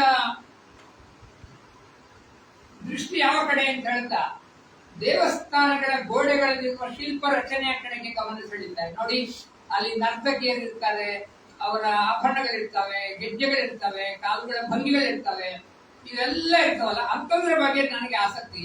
ಕವಿ ಬರೇ ಮೋಡಗಳ ಮೇಲೆಯೇ ನಡೆಯಬೇಕೆಂದ್ರೆ ಹೇಗೆ? ಕವಿಗೆ ಇಂಥ ಆಸಕ್ತಿ ಇರಬೇಕಲ್ಲವೇ? ನನ್ನ ಆಸಕ್ತಿ ಹಾಗೆ ಅಂತಾರೆ. ಯಾವುದು ನಮ್ಮ ಸಂಸ್ಕೃತಿಯಿಂದ ದೂರವಾಗಿದೆಯೋ ಅದರಲ್ಲಿ ನನಗೆ ಹೆಚ್ಚಿನ ಆಸಕ್ತಿ ಅಂತಾರೆ. ಅವರು ಎಂಬ ಒಂದು ಕವನ ಇದೆ, ಮತ್ತೆ ಟೈಮಿಕ್ ಮತ್ತೆ ಓದಿ ಹೇಳ್ತೇನೆ. ಅದರ ಒಂದು ಸಾಲು, ಅವನ ಅನೇಕ ಹೆಂಡಂದಿರಿದ್ದಾರಲ್ಲ, ಅವರು ಏನಾದರೂ, ಹೀಗೆ ಆರಂಭ ಆಗ್ತದೆ. ಹಾಗೆ ಇನ್ನೊಂದು ಅವರ ಮುನ್ನುಡಿಯಲ್ಲಿ ಅವರು ಕುಮಾರವ್ಯಾಸನ ಕಾವ್ಯದಲ್ಲಿ ಅವಮಾನಕ್ಕೊಳಗಾಗುವ ದ್ರೌಪದಿ ತುಂಬಿದ ಸಭೆಯಲ್ಲಿ ಇಲ್ಲಿ ಸ್ತ್ರೀ ಮತವನ್ನು ಉಚ್ಚರಿಸುವವರು ಯಾರಾದರೂ ಇದ್ದಾರೆಯೇ? ಈ ಧರ್ಮ ಸಭೆಯಲ್ಲಿ ಯಾರಾದರೂ ಹೆಣ್ಣಿನ ಬಗ್ಗೆ ಮಾತಾಡುವವರು ಇದ್ದಾರೆಯೇ ಅಂತ ಪ್ರಶ್ನಿಸ್ತಾಳಲ್ಲ, ಅದನ್ನ ನೆನಪು ಮಾಡ್ತಾರೆ. ಇನ್ನೊಂದು ಅವರ ಕವನ, ಅದರ ಬಗ್ಗೆ ಅವರೇ ಕೊಡುವ ಒಂದು ವಿವರಣೆ. ಬೊಲಿವಿಯಾದಲ್ಲಿ ಕೆ ಅಂದ್ರೆ ಯಾರು ಅಂತ ಗೊತ್ತು. ಕೆ ಬಗ್ಗೆ ಕವನ ಬರೆದವರು ಹೇಳ್ತಾರೆ, ಆದರೆ ಕೆಯಂತೆ ನಾನು ಮಾರ್ಕ್ಸಿಸಂಗೆ ಬದ್ಧನಲ್ಲ, ಯಾವುದೇ ಒಂದು ರಾಜಕೀಯ ಆದರ್ಶಕ್ಕೂ ನಾನು ಬದ್ಧನಲ್ಲ. ನನ್ನ ತಾತ್ವಿಕ ನೆಲೆಗಟ್ಟೆ ಇದಕ್ಕೆ ಕಾರಣ ಆಗಿರ್ಬೋದು. ಯಾವುದನ್ನು ಇದವಿತ್ತಂ ಎಂದು ತೆಗೆದುಕೊಳ್ಳಲಾರದವನು ನಾನು. ಏನೇ ಆದರೂ ಒಂದು ಆದರ್ಶಕ್ಕೆ ಬದ್ಧರಾಗಿ ದುಡಿಯುವವರ ಬಗ್ಗೆ ನನಗೆ ಆದರವಿದೆ. ಒಂದು ಆದರ್ಶಕ್ಕೆ ಬದ್ಧರಾಗಿ ದುಡಿಯುವವರ ಬಗ್ಗೆ ನನಗೆ ಗೌರವ. ಇನ್ನೊಂದು ಕಡೆ ಹೇಳ್ತಾರೆ, ನಾನು ಐಗುಪ್ತದ ಪಿರಮಿಡ್ಗಳ ಬಗ್ಗೆಯೂ ಅರೇಬಿಯಾದ ಸುಂದರಿಯರ ಬಗ್ಗೆಯೂ ನಾನು ಬರೆದಿದ್ದೇನೆ. ಕುಳಿತಲ್ಲೇ ಖಂಡಾಂತರಗಳನ್ನು ನೆಗೆಯುವುದೆಂದರೆ ನನಗಿಷ್ಟ. ಕವಿತೆ ಯಾವಾಗ ಅಂತ ಒಂದು ಬಹಳ ದೀರ್ಘವಾದ ಲೇಖನ ಇದೆ, ಬಹಳ ಗಹನವಾದ ತಾತ್ವಿಕ ಚರ್ಚೆಯ ಲೇಖನ. ಅದರ ವಿವರಗಳಿಗೆ ಹೋಗದೆ ಅದರ 1-2 ಸಾಲು ಓದಿ ಹೇಳ್ತೇನೆ ನೋಡಿ. ವಾಸ್ತವದಲ್ಲಿ ರಾಜಕೀಯ ಸಾಹಿತ್ಯಕ್ಕೂ ಧಾರ್ಮಿಕ ಸಾಹಿತ್ಯಕ್ಕೂ ಹೆಚ್ಚು ವ್ಯತ್ಯಾಸ ಇಲ್ಲ. ಯಾಕಂದ್ರೆ ಎರಡೂ ನಮ್ಮಿಂದ ಸಂಪೂರ್ಣ ವಿಧೇಯತೆಯನ್ನು ಅಥವಾ ಭಕ್ತಿ ಶ್ರದ್ಧೆಗಳನ್ನು ಬಯಸುತ್ತಲೇ ಇರುತ್ತವೆ. ಅವು ಇರುವುದೇ ಹೆಪ್ಪುಗಟ್ಟಿದ ಸಾಹಿತ್ಯವಾಗಿದೆ. ಇದಕ್ಕೆ ವಿರುದ್ಧವಾಗಿ ಸೃಜನಶೀಲ ಸಾಹಿತ್ಯ ತನ್ನ ಒಳತೋಟಿಗಳಿಂದಾಗಿ ಸಂಕೀರ್ಣವಾಗಿ ಇರುತ್ತದೆ. ಇನ್ನು ಸರ್ವಾಧಿಕಾರದ ಬಗ್ಗೆ, ಸಾಹಿತ್ಯ ಕೂಡ ಸ್ವಾತಂತ್ರ್ಯವನ್ನು ಬಹುವಾಗಿ ಪ್ರೀತಿಸುವ ಕಾರಣ ಅದು ಸರ್ವಾಧಿಕಾರವನ್ನು ಎಂದೂ ಪ್ರೋತ್ಸಾಹಿಸದು. ಸರ್ವಾಧಿಕಾರ ಕೂಡ ಸಾಹಿತ್ಯವನ್ನು ಸಹಿಸುವುದಿಲ್ಲ. ಸರ್ವಾಧಿಕಾರ ಕೂಡ ಸಾಹಿತ್ಯವನ್ನು ಸಹಿಸುವುದು. ಆಧುನಿಕ ಕವಿತೆ, ನನ್ನಂತವರ ಕವಿತೆ, ಆಧುನಿಕ ಕವಿತೆಗಳನ್ನು ಓದುವವರು ಕಮ್ಮಿ ಆಗಿದ್ದಾರೆ ಅಂತ ಅವ್ರಿಗೆ ಗೊತ್ತಿದೆ. ದೂರದಲ್ಲಿ ಹೈದರಾಬಾದ್ ಅಲ್ಲಿ ಇದ್ರೂ ಕೂಡ ಬೆಂಗಳೂರಲ್ಲಿ ಕುಂದಾಪುರ ಏನಾಗ್ತಿದೆ ಅಂತ ಅವ್ರಿಗೆ ಗೊತ್ತಾಗ್ತದೆ. ಅದಕ್ಕೆ ಅವ್ರು ಹೇಳ್ತಾರೆ, ಈಗ ಔಪಯೋಗಿಕವಾಗಿ ಇಂದು ಕವಿತೆ ಖಾಲಿ ಮಾಡಿದ ಜಾಗವನ್ನು ಹನಿಗವನಗಳು ತುಂಬುತ್ತಿವೆ. ಯಾಕಂದ್ರೆ ಇವು ಜನಕ್ಕೆ ಬೇಕಾದ ಮನೋರಂಜನೆಗಳನ್ನು, ಹಾಸ್ಯ, ಆಹ್ಲಾದವನ್ನು, ವ್ಯಂಗ್ಯ ಟೀಕೆಗಳನ್ನು ನೀಡುತ್ತವೆ. ಆಧುನಿಕ ಕವಿತೆಗೆ ಇಂದು ಸ್ಥಳಾವಕಾಶ ಕಡಿಮೆ. ಹನಿಗವನಗಳ ಪ್ರದೇಶಕ್ಕೆ ಅದು ಹೋಗಲಾರದು, ಪಠ್ಯ ಪುಸ್ತಕಗಳನ್ನು ಸೇರಲಾರದು. ಈಗಿನ ಪರಿಸ್ಥಿತಿಯಲ್ಲಿ ಪಠ್ಯ ಪುಸ್ತಕಗಳಲ್ಲಿ ಇಂಥವರ ಆಧುನಿಕ ಕವಿತೆ ಇದ್ದರೂ ಅದನ್ನು ತೆಗೆದು ಬಿಸಾಡಲಾಗುವುದು. ಸಾಹಿತ್ಯದ ಓದುಗರನ್ನು ಸೇರಲಾರದು, ಪುಸ್ತಕದ ಅಂಗಡಿಗಳಲ್ಲಿ ಅದು ಕಾಣಿಸಿಕೊಳ್ಳಲಾರದು. ಯಾವುದೇ ಒಂದು ಒಳ್ಳೆಯ ಪುಸ್ತಕದ ಅಂಗಡಿಗೆ ಹೋಗಿ ಕವನ ಸಂಕಲನ ನಮ್ಗೆ ಬೇಡ ಸಾರ್ ಹೇಳ್ತಾರೆ, ಅಥವಾ ನೀವು ಕೇಳಿದ್ರೆ ಇಲ್ಲ ಸಾರ್ ಅಂತಾರೆ. ಅದರಿಂದಲೇ ನಾನು ಯುವ ಕವಿಗಳಿಗೆ ಮತ್ತೆ ಮತ್ತೆ ಹೇಳುವುದು, ನಿಮ್ಮ ಕವನಗಳಿದ್ರೆ ಕೊನೆಯ ಪಕ್ಷ ಒಂದು 5 ಕವನವನ್ನು ಇಲ್ಲಿ ವಾಚನ ಮಾಡಿದ ಹಾಗೆ ಚೆನ್ನಾಗಿ ವಾಚನ ಮಾಡಿ ಯೂಟ್ಯೂಬಿಗೆ ಹಾಕಿ. ನಿಮ್ಮ ಹೆಸರು ಹುಡುಕಿದ್ರೆ ನಿಮ್ಮ ಕವನದ ಗುಣಮಟ್ಟ ಏನು ಅಂತ ಯಾರೋ ಒಬ್ಬರಿಗೆ 5 ರೂಪಾಯಿ ಅಂತ ಒಬ್ಬ ಸಾಹಿತ್ಯ ವಿಮರ್ಶಕರಿಗೆ ಹುಡುಕ್ಬೇಕು ಅನ್ಸಿದ್ರೆ ಅಲ್ಲಿ ಏನು ಅದರ ಗುಣಮಟ್ಟ ಅಂತ ಗೊತ್ತಾಗಬೇಕಾದ್ರೆ ಒಂದು 5 ಕವನ ಆದ್ರೂ ಯೂಟ್ಯೂಬ್ ಅಲ್ಲಿ ಇರ್ಬೇಕು. ಇನ್ನು ಅರಬ್ಬಿ ಸಂಕಲನದ ಮುನ್ನುಡಿಯಲ್ಲಿ ಕೂಡ ಕವನದ ಬಗ್ಗೆ 1-2 ಮಾತಿದೆ. ಕವಿತೆ ಅರ್ಥವಾಗುವ ಮೊದಲೇ ಓದುಗನನ್ನು ತಲುಪಬೇಕು ಎನ್ನುತ್ತಾನೆ ಎಲಿಯಟ್. ಇದು ಒಂದು ಒಗಟೇ ಸರಿ, ಆದರೆ ನಮ್ಗೆ ಇಷ್ಟ ಆಗುವ ಒಗಟು. ಇನ್ನು ಆಧುನಿಕ ಕವಿತೆಯ ಗುಣ ಏನು ಅಂತ ಹೇಳುವ ಈ ಮಾತು ಚೆನ್ನಾಗಿದೆ. ಆಧುನಿಕ ಕವಿತೆಯ ಗುಣ ಸ್ವ ಅನುಮಾನ. ಅದು ರಂಗ ಪ್ರವೇಶ ಮಾಡಿರುತ್ತದೆ, ಮಾತು ಮರೆತಿರುತ್ತದೆ, ಪಾತ್ರ ಮರೆತಿರುತ್ತದೆ. ಮುಂದಿನ ಸಗತ ಹ್ಯಾಮ್ಲೆಟ್ಟಿನಂತೆ ಮೊದಲೇ ಬಾಯ್ಪಾಠ ಮಾಡಿದ್ದಲ್ಲ, ಆ ಕ್ಷಣಕ್ಕೆ ತೋಚಿತ್ತು ಮಾತು ಮತ್ತು ಮೂಲ. ನಮ್ಮ ಜೀವನ ಶೈಲಿ, ಪರಿಸರ, ಚಿಂತನೆಗಳು ಆಮೂಲಾಗ್ರವಾಗಿ ಬದಲಾಗಿರುತ್ತಾ ಕವಿತೆ ಮಾತ್ರವೇ ಹಿಂದೆಂದೂ ಇದ್ದ ಹಾಗೆ ಇರಬೇಕೆಂದರೆ ಹೇಗೆ? ಈ ಕೆಲವರು ಈಗಲೂ ಕೂಡ ಅವ್ರು ಯಾವುದೋ ಕವನ ಸ್ಪರ್ಧೆಗೆ ಬರೆಯುವಾಗ ಹಳೆಯ ಛಂದಸ್ಸುಗಳಲ್ಲಿ ಬರೀತಾರೆ. ಬಹುಮಾನ ಸಿಗ್ತದೆ ಹೌದು, ಆದ್ರೆ ಅದು ಈ ಕಾಲಕ್ಕೆ ಅದು ಎಷ್ಟು ಮುಟ್ತದೆ, ಎಷ್ಟು ಕಾಲ ಉಳಿತದೆ ಅಂತ ಯೋಚನೆ ಮಾಡಬೇಕು. ಇನ್ನು ಅವರ ಭಾಷಾಶಾಸ್ತ್ರಜ್ಞರಾಗಿ ಅವರ ಚಿಂತನೆ ಬಗ್ಗೆ 1-2 ಉದಾಹರಣೆ ಕೊಟ್ಟು ಮುಂದುವರಿಸ್ತೇನೆ. ಭಾಷಾ ವಿಜ್ಞಾನಿಯಾದವರು ಈಗ ಕನ್ನಡದ ಋಕಾರವನ್ನು ತೆಗೆಯಬೇಕು, ಮಹಾಪ್ರಾಣಗಳನ್ನು ಬಿಡಬೇಕು, ಇಂಥದ್ದನ್ನೆಲ್ಲ ಒಪ್ಪುವುದಿಲ್ಲ. ಜನ ನಿಧಾನವಾಗಿ ಕೆಲವು ಬದಲಾವಣೆಗಳನ್ನು ಭಾಷೆಯಲ್ಲಿ ಮಾಡ್ಕೊಳ್ತಾರೆ, ಅದನ್ನೇ ಭಾಷಾ ವಿಜ್ಞಾನಿ ಒಪ್ಪಿಕೊಳ್ಬೇಕು ಹೊರತು ನಾವು ಕಡ್ಡಾಯ ಮಾಡಿ ಪಠ್ಯ ಪುಸ್ತಕದಿಂದ ಋಕಾರ ತೆಗಿಬೇಕು ಅಂತ ವಾದ ಬಂದಾಗ ನಮ್ಮ ಕೂಡ ಮಾಧವಿ ಭಂಡಾರಿಯವರ ಮಗಳು, ಅವಳು ಹೈಸ್ಕೂಲ್ ಅಲ್ಲಿ ಇದ್ದ, ಅವಳು ಮನೆಗೆ ಬಂದು ಕೇಳಿದ್ರಂತೆ, ಅಮ್ಮ ಋಕಾರ ತೆಗಿತಾರಂತೆ. ನನ್ನ ಕ್ಲಾಸ್ ಅಲ್ಲಿ ಒಬ್ಳು ಋತಿಕಾ ಅಂತಿದ್ದಾಳೆ, ಅವಳ ಹೆಸರನ್ನ ರೂ ತೆಗ್ತಾರೆ, ಅವಳ ವಸ್ತೆ ಅಂತ ಅಮ್ಮ.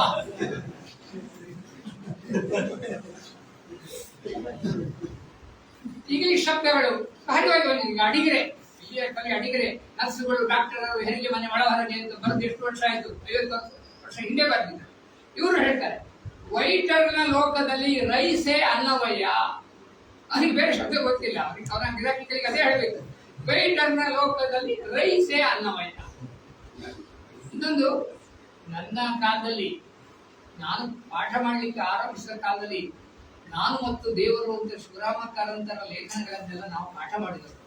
ಎಮರ್ಜೆನ್ಸಿಯ ಕಾಲದಲ್ಲಿ ಸರ್ವಾಧಿಕಾರ ಮತ್ತು ನಾವು ಅಂತ ಅಡಿಗರ ಲೇಖನ ನಾನು ಪಾಠ ಮಾಡ್ತಾ ಇದ್ದೆ. ಕ್ಲಾಸಲ್ಲಿ ಒಬ್ಬ ಪೊಲೀಸ್ ಕಾನ್ಸ್ಟೇಬಲ್ ಕೂಡ ವಿದ್ಯಾರ್ಥಿ ಇದ್ದ. ನಾನು ಹೇಳಿದೆ, ನಾನು ವಿವರಿಸೋದಿಲ್ಲ, ಯಾಕಂದ್ರೆ ಇಲ್ಲಿ ಒಬ್ಬರು ಪೊಲೀಸ್ ಇದ್ದಾರೆ ಕ್ಲಾಸ್ ಅಲ್ಲಿ, ವಿವರಣೆ ನಿಮ್ಗೆ ಅರ್ಥ ಆಗ್ತದೆ ಮಕ್ಕಳೇ. ನಾನು ಅಡಿಗರ ಲೇಖನ ಓದಿಕೊಂಡು ಸ್ವಲ್ಪ ಸೂಚ್ಯವಾದ ಉದಾಹರಣೆ ಕೊಟ್ಟು ಹೇಳ್ತೇನೆ ಅಂತ ಪಾಠ ಮಾಡ್ತಾರೆ. ಈ ನಾನು ಉಲ್ಲೇಖಿಸುವ ಲೇಖನ ಯಾವುದಂದ್ರೆ, ದೈವೋತ್ತರ ಕಾಲದಲ್ಲಿ ಮನುಷ್ಯ, ದೈವೋತ್ತರ ಕಾಲದಲ್ಲಿ, ದೇವರ ನಂತರದ ಕಾಲದಲ್ಲಿ ಮನುಷ್ಯ ಅಂತ ಒಂದು ಗಂಭೀರವಾದ ಲೇಖನ ಇದೆ. ದೇವರ ನಂಬಿಕೆಯ ಉಗಮ ವಿಕಾಸ ನಿಜವಾಗಿ ನಮ್ಮ ಡಿಗ್ರಿ ತರಗತಿಗಳ ಪಠ್ಯಪುಸ್ತಕದಲ್ಲಿ ಇರಬೇಕಾದ ವಿಚಾರ ಲೇಖನ ಇದೆ. ಇನ್ನೊಂದು ನೋಡಿ, ಒಬ್ಬ ತಿರುಮಲೇಶ್ ಅಂತ ಭಾಷಾ ವಿಜ್ಞಾನಿ ಮಾತ್ರ ಯೋಚನೆ ಮಾಡಬಹುದಾದ ವಿಷಯ ಇದು. ಈಗ ನಮ್ಮ ಬೇರೆ ಬೇರೆ ಯೂನಿವರ್ಸಿಟಿಗಳಲ್ಲಿ ಈಗ ವಿದೇಶಿ ಭಾಷೆಗಳನ್ನು ಕಲಿಸ್ತಾರೆ. ನಮ್ಮಲ್ಲಿಂದ ವಿಮಾನ ಹತ್ತಿ ಹಾರುವ ಮಕ್ಕಳಿಗೋಸ್ಕರ ಚೀನಿ ಭಾಷೆಯನ್ನು, ಫ್ರೆಂಚ್ ಭಾಷೆಯನ್ನು, ಜರ್ಮನ್ ಭಾಷೆಯನ್ನು ನಮ್ಮ 20 ಯೂನಿವರ್ಸಿಟಿಯಲ್ಲಿ ಕಲಿಸ್ತಾರೆ. ಆದರೆ ತಿರುಮಲೇಶ್ ಹೇಳುವ ಒಂದು ಸೂಕ್ಷ್ಮ ನೋಡಿ, ನಿರಾಶ್ರಿತರಾಗಿ ನಮ್ಮಲ್ಲಿ ಬಂದು ನಮ್ಮ ಕರ್ನಾಟಕದಲ್ಲಿ ಲಕ್ಷಗಟ್ಟಲೆ ಜನ ಟಿಬೆಟಿಯರ್ ಇದ್ದಾರಲ್ಲ, ಉತ್ತರ ಕನ್ನಡದಲ್ಲಿ ಇದ್ದಾರೆ, ಅಲ್ಲಿ ಮಡಿಕೇರಿ ಹತ್ರ ಇದ್ದಾರೆ. ಅವ್ರು ಹೇಳ್ತಾರೆ, ಕರ್ನಾಟಕದ ಯಾವುದಾದರೂ ಒಂದು ವಿಶ್ವವಿದ್ಯಾಲಯ ಟಿಬೆಟ್ ವಿಭಾಗವೊಂದನ್ನು ತೆರೆದು ಅಲ್ಲಿ ಟಿಬೆಟ್ ಭಾಷೆ ಮತ್ತು ಸಂಸ್ಕೃತಿಯ ಅಧ್ಯಯನ ಕಲಿಸುವುದಕ್ಕೆ ಈ ಅವಕಾಶವನ್ನು ಉಪಯೋಗಿಸಿಕೊಳ್ಳಬಾರದೆ? ಒಳ್ಳೆ ಅವಕಾಶ ಅಲ್ಲ ಅದು. ಆ ಟಿಬೆಟ್ ಹುಡುಗರು ಕೂಡ ಎಷ್ಟೋ ಜನ ಕನ್ನಡ ಮೇಜರ್ ಕಲ್ತಿರ್ಬೋದಲ್ಲ, ಕನ್ನಡ ಗೊತ್ತಿರೋ ಇದ್ದವರಲ್ಲ, ಅದನ್ನು ಯಾಕೆ ನಮ್ಮ ವಿಶ್ವವಿದ್ಯಾಲಯದವರಿಗೆ ಅಂತ ಯೋಚನೆ ಬರುವುದಿಲ್ಲ ಅಂತ ಕೇಳಿ. ಇದಿಷ್ಟು ಅವರ ಕಾವ್ಯ ಚಿಂತನೆಯ ಬಗ್ಗೆ.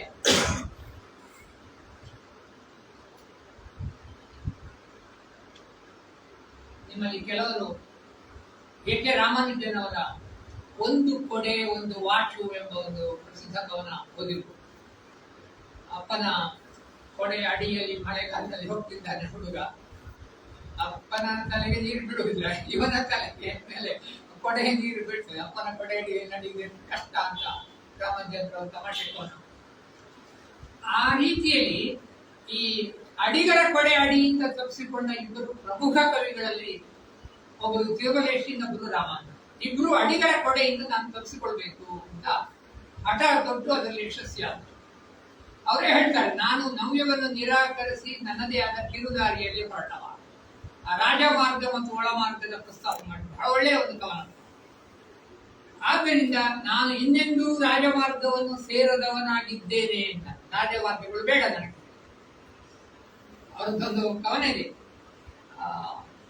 ಸಾಹಿತ್ಯದಿಂದ ಯಾರೇನು ಬಯಸುತ್ತಾರೆ. ಹೆಗ್ಗೋಡ್ನವರು ಪ್ರಕಟಿಸಿದ ಅವರ ಆಯ್ದ ಕವನಗಳಲ್ಲಿ ಈ ಕವನ ಇದೆ. ಸಾಹಿತ್ಯದಿಂದ ಯಾರೇನು ಬಯಸುತ್ತಾರೆ? ಸರ್ಕಾರ ಬಯಸ್ತದೆ ಭಾವೈಕ್ಯ ಮತ್ತು ರಾಷ್ಟ್ರಭಕ್ತಿ. ಸರ್ಕಾರ ಬಯಸ್ತದೆ ಭಾವೈಕ್ಯ ಮತ್ತು ರಾಷ್ಟ್ರಭಕ್ತಿ. ಆಸ್ತಿಕ ಮಹಾಶಯರು ಬಯಸುತ್ತಾರೆ ಭವಬಂಧದಿಂದ ಮುಕ್ತಿ. ಅಮೆರಿಕ ಮತ್ತು ರಷ್ಯಾ ಪರಸ್ಪರ ಧ್ವಂಸಗೊಳಿಸುವ ಅಸ್ತ್ರ. ಬಡ ದೇಶಗಳು ಬಯಸುತ್ತವೆ ಅನ್ನ ಮತ್ತು ವಸ್ತ್ರ. ವಿಮರ್ಶಕರು ಬಯಸುತ್ತಾರೆ ಸಾಮಾಜಿಕ ಹೊಣೆ. ಓದುಗರು ಬಯಸುತ್ತಾರೆ ಕಲ್ಪನೆಯ ಕವಣೆ. ಈಗ ಯಾರ್ಯಾರು ಏನ್ ಬಯಸುತ್ತಾರೆ?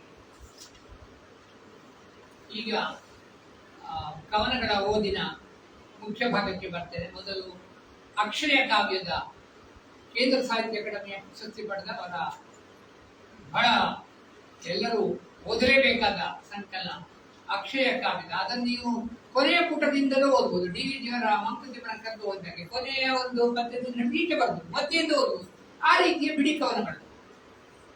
ಕವನಗಳಿಗೆ ಅಲ್ಲಿ ಹೆಸರುಗಳು ಇಲ್ಲ, ಶೀರ್ಷಿಕೆ ಕೂಡ ಇಲ್ಲ. ಒಟ್ಟು ಸಾಕಷ್ಟು ಕವನಗಳಿದ್ದ ಅದರಲ್ಲಿ ಒಂದು 322 ಕವನಗಳಿವೆ. ಅದರ ಮುನ್ನುಡಿಯಲ್ಲಿ ಅವರು ಹೇಳ್ತಾರೆ, ಇಲ್ಲಿ ಸಮಗ್ರವಾದ ಒಂದು ವಸ್ತು ಇಲ್ಲ. ಸೂತ್ರಬದ್ಧತೆ, ಸುಸಂಬದ್ಧತೆ, ಕ್ರಮಬದ್ಧತೆ ಮುಂತಾದ ಯಾವುದೇ ಬದ್ಧತೆಗಳನ್ನು ಈ ಕಾವ್ಯ ಪರಿಪಾಲಿಸಿದ್ದಕ್ಕಿಂತ ಉಲ್ಲಂಘಿಸಿದ್ದೇ ಹೆಚ್ಚು. ಆದರೆ ಇಲ್ಲಿ ಎಲ್ಲೂ ಅಮಾನುಷ ಪ್ರಪಂಚ ಇಲ್ಲ. ಎಲ್ಲರೂ ಮಾನುಷವೇ, ಎಲ್ಲರೂ ಮನುಷ್ಯರು. ಅದರ ಕೆಲವು ಸಾಲುಗಳು. ಬರೆಯಲು ಹೇಳುತ್ತಿ, ಬರೆಯುವುದು ಮುಖ್ಯವಲ್ಲ, ಬರೆಯುವ ಆರ್ಥತೆ ಮುಖ್ಯ ಎನ್ನುತ್ತಾನೆ ಫ್ರಾಸ್ಟ್. ಭಕ್ತ ಕವಿಯೊಬ್ಬ ಬರೆಯುತ್ತಾ ಸೂಫಿಸಂ ಮಾತ್ರವೇ ಪರಿಹಾರ ಎಂದ. ಇನ್ನೊಬ್ಬ ಭಾಷಾಂತರಕಾರ 2 ಭಾಷೆಗಳ ನಡುವೆ ಮೋಕ್ಷವಿದೆ ಎಂದ. ಅಕ್ಕನ ಮುಗಿಸಿದರು, ಅಣ್ಣನ ಮುಗಿಸಿದರು, ಅಲ್ಲಮನ ಮುಗಿಸಿದರು. ಇನ್ನು ಉಳಿದವರು ಯಾರಿದ್ದಾರೆ ನೋಡುತ್ತಾರೆ ನವ ದಾರ್ಶನಿಕ ಕವಿಗಳು. ಮುಂದೆ ಕವಿ ಬೇಡಿಕೊಳ್ತಾರೆ, ನಾನು ಕವಿ, ದಯವಿಟ್ಟು ನನಗೆ ದೇಶ ಧರ್ಮಗಳ ಬಂಧನ ನೀಡಬೇಡಿ, ದೇಶ ಧರ್ಮಗಳ ಬಂಧನ ನೀಡಬೇಕು ಎಂದು ಒದರುತ್ತಾನೆ. ರೋಡ್ ರೋಲರ್ಗಳ ಕಾಲಿಗೆ ಕಟ್ಟಿ ನಾನು ನಡೆದಾಡುವುದು ಸಾಧ್ಯ ಇಲ್ಲ ಎನ್ನುತ್ತಾನೆ, ಆದರೂ ನಡೆಯುತ್ತಾನೆ. ಮುಂದಿನ ಭಾಗ. ಬೆಳಕ ನುಂಗಿದರೆ ನೆರಳು, ಅದನ್ನು ಏನೆಂದು ಕರೆವರಯ್ಯ? ಬೆಳಕ ನುಂಗಿದರೆ ನೆರಳು, ಅದನ್ನು ಏನೆಂದು ಕರೆವರಯ್ಯ? ಅದನ್ನು ಕತ್ತಲೆ ಎಂದು ಕರೆಯುವ. ಮಾತ ನುಂಗಿದರೆ ಮೌನ, ಅದನ್ನು ಏನೆಂದು ಕರೆಯುವರಯ್ಯ? ಮಹಾಮೌನ ಎಂದು ಕರೆಯುವ. ಮಹಾಮೌನ ಕೂತಿದೆ ನನ್ನ ಮುಂದೆ, ನನ್ನ ಪ್ರತಿ ಶಬ್ದಗಳ ನುಂಗಿ ಹಾಕುತ್ತಾ. ಇನ್ನೊಂದು ಭಾಗ. ದೇಹ ಸಿಕ್ಕಿತು, ಮನಸ್ಸು ಸಿಕ್ಕಿದೆ, ಮಡಿಲು ಸಿಕ್ಕಿತು, ಮಮತೆ ಸಿಕ್ಕಿದೆ, ಕೈ ಸಿಕ್ಕಿತು, ಸ್ಪರ್ಶ ಸಿಕ್ಕಿದೆ, ನೋಟ ಸಿಕ್ಕಿತು, ದೃಷ್ಟಿ ಸಿಕ್ಕಿದೆ, ಮಾತು ಸಿಕ್ಕಿತು, ಅರ್ಥ ಸಿಕ್ಕಿದೆ. ಚೆನ್ನ ಮಲ್ಲಿಕಾರ್ಜುನ ಸ್ಪಷ್ಟತೆಗೋಸ್ಕರ ಹಂಬಲಿಸುವವರೇ ಹೇಳಿ, ಅಸ್ಪಷ್ಟ ಚಿತ್ರಗಳೇ ಸ್ಪಷ್ಟ ಚಿತ್ರಗಳಿಗಿಂತ ಆಕರ್ಷಕ, ಅಸ್ಪಷ್ಟ ಚಿತ್ರಗಳೇ ಸ್ಪಷ್ಟ ಚಿತ್ರಗಳಿಗಿಂತ ಆಕರ್ಷಕ. ಅಸ್ಪಷ್ಟ ಚಿತ್ರಗಳು ನಿಮ್ಮನ್ನು ಎತ್ತರಗೊಳಿಸುತ್ತವೆ, ಸ್ಪಷ್ಟ ಚಿತ್ರಗಳು ಜೋಗುಳ ಹಾಡುತ್ತವೆ.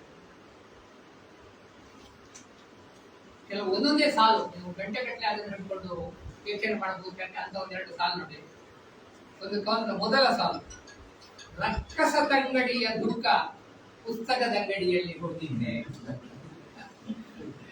ರಕ್ಕಸದಂಗಡಿಯ ದುಃಖ ಪುಸ್ತಕದಂಗಡಿಯಲ್ಲಿ ಹೋಗಿದ್ದೆ. ಇದಂತೂ ನನಗೆ ಹುಟ್ಟುಹಿಡಿಸಿದ ಸಾಲು.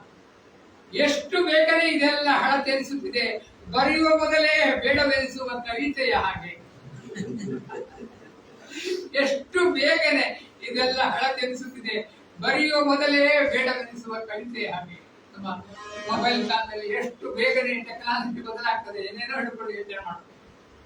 ಇದು ಅವರಿಗೆ ನನ್ನನ್ನು ಅಲಕ್ಷ್ಯ ಮಾಡ್ತಿದ್ದಾರೆ ಅಂತ ನೇರವಾಗಿ ಹೇಳ್ತಿದ್ರು, ಸೂಚ್ಯವಾಗಿ ಅವರು ಅದನ್ನು ಹೇಳಿದ್ದರು.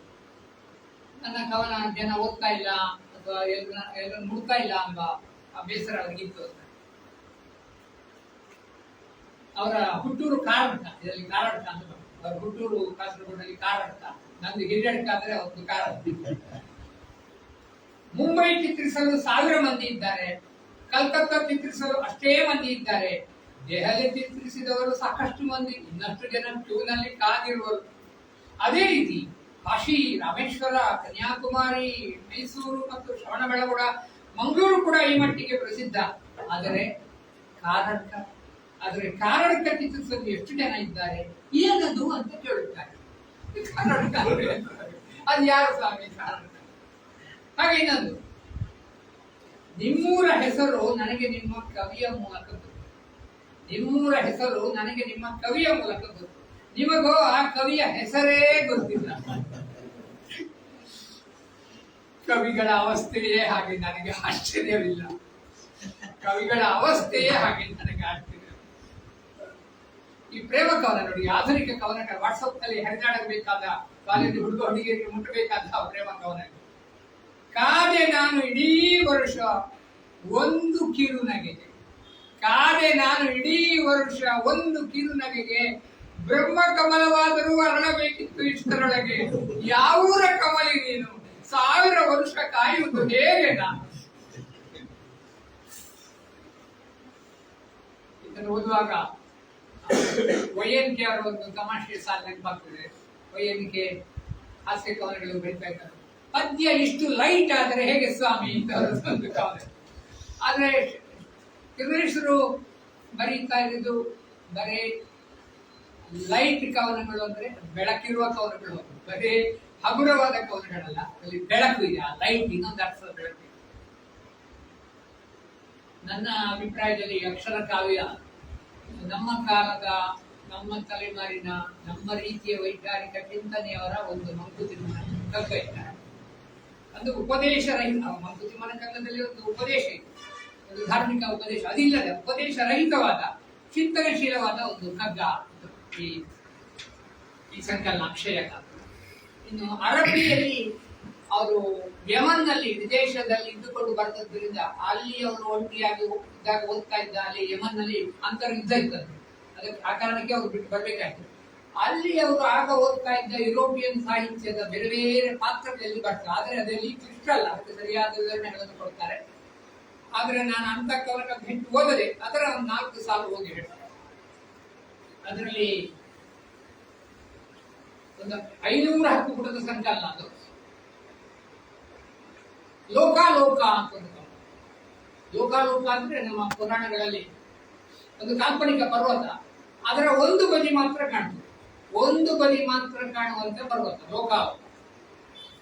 ಹೀಗೆ ಕವಿತೆಯ ಲೋಕ ಯಾವಾಗಲೂ ಲೋಕಾಲೋಕ.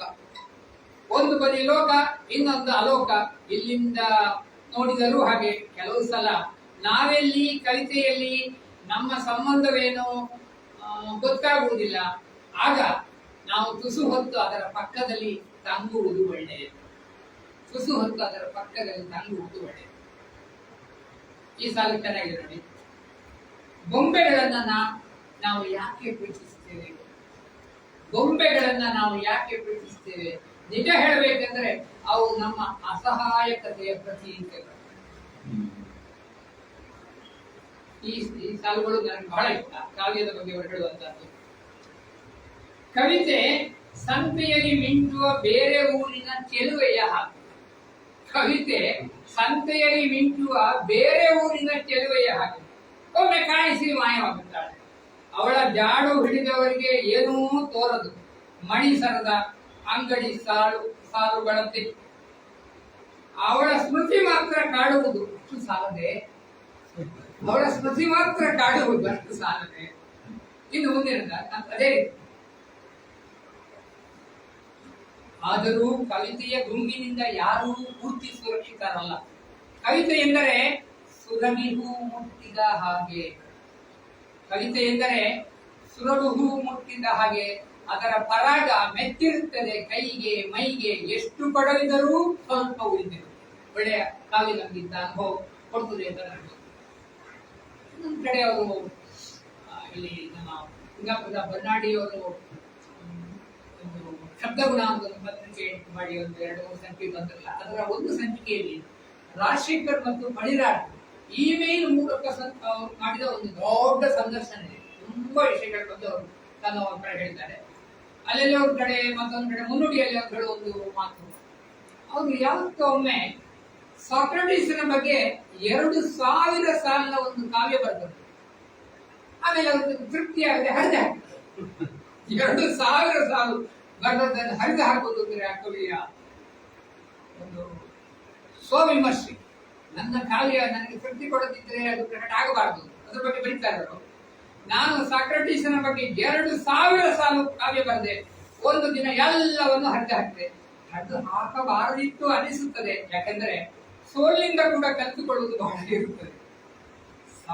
ಆದರೆ ಇನ್ನೊಂದು ಕಡೆ ಹೇಳ್ತಾರೆ, ಆದರೆ ಸಾಕ್ರಟೀಸ್ ನಂತವರನ್ನು ಉಳಿಸಿಕೊಳ್ಳಲಾಗದ ಪ್ರಜಾಪ್ರಭುತ್ವ ಬದುಕುವುದಕ್ಕೆ ಯೋಗ್ಯವೆಂದು ಅನಿಸುತ್ತದೆ. ಈಗ ನನ್ನ ಓದಿನ ಕೊನೆಯ ಭಾಗ ಆದಿಕಾವ್ಯದ ಕೆಲವು ನಂದು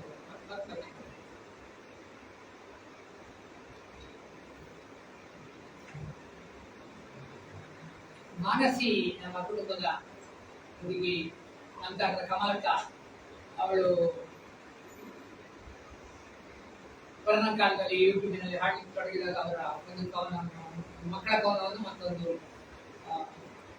ಎಲ್ಲಿಗೆ ಹೋಗೋಣ ಅಂತ ಹೇಳೋ ಇನ್ನೊಂದು ಭಾವಗೀತೆಯನ್ನು ಹಾಡಿ ಬಹಳ ಮೆಚ್ಚಿಕೊಂಡು ಇಂಥದ್ದು ಇನ್ನಷ್ಟು ನೀನು ಹಾಡಬಹುದು ಅಂತ ಅವರು ಅವಳಿಗೆ ಫೋನ್ ಮಾಡಿ ಹೇಳ್ತಾ ಇದ್ರು. ನನಗೂ ಮೆಸೇಜ್ ಮಾಡ್ತಾ ಇದ್ದರು. ಆದರೆ ಅವಳಿಗಾಗಲ್ಲ, ಧ್ವನಿಯ ಸಮಸ್ಯೆಯಿಂದ ಅವಳಿಗೆ ಸದ್ಯ ಹಾಡುವುದನ್ನೇ ನಿಲ್ಲಿಸಿದ್ದಾರೆ. ಈ ಆದಿಕಾಲದಲ್ಲಿ 10 ಸಂಪುಟಗಳಿವೆ. ಅದರ ಬೆಲೆ 1,000 ರೂಪಾಯಿ. ಹೊರಗೆ ಸಂಪುಟಗಳನ್ನು ನೋಡಿರಬಹುದು. ಅದರ ಒಂದೊಂದು ಸಂಪುಟಕ್ಕೂ ಬೇರೆ ಬೇರೆ ಹೆಸರಿದೆ. ಉದಾಹರಣೆಗೆ ಚಿಕ್ಕಣಿ ರಾಜ, ಓಡೋ ಪುಟ್ಟ ಓಡೋ, ನಂಬಿ ಕೆಟ್ಟವರಿಲ್ಲವೋ, ನಾನಿದ್ದೀನಲ್ಲ ಅಂತ ಅನ್ಬಿಟ್ಟ, ಬೀಸಿದರೆ ಉದುರಬೇಕು, ನನ್ನ ಹತ್ರ ಹೂ ಹಣ್ಣು ನಕ್ಷತ್ರ, ಓಲಲ ಇಂತ ಹೆಸರುಗಳಿದ್ದಾರೆ.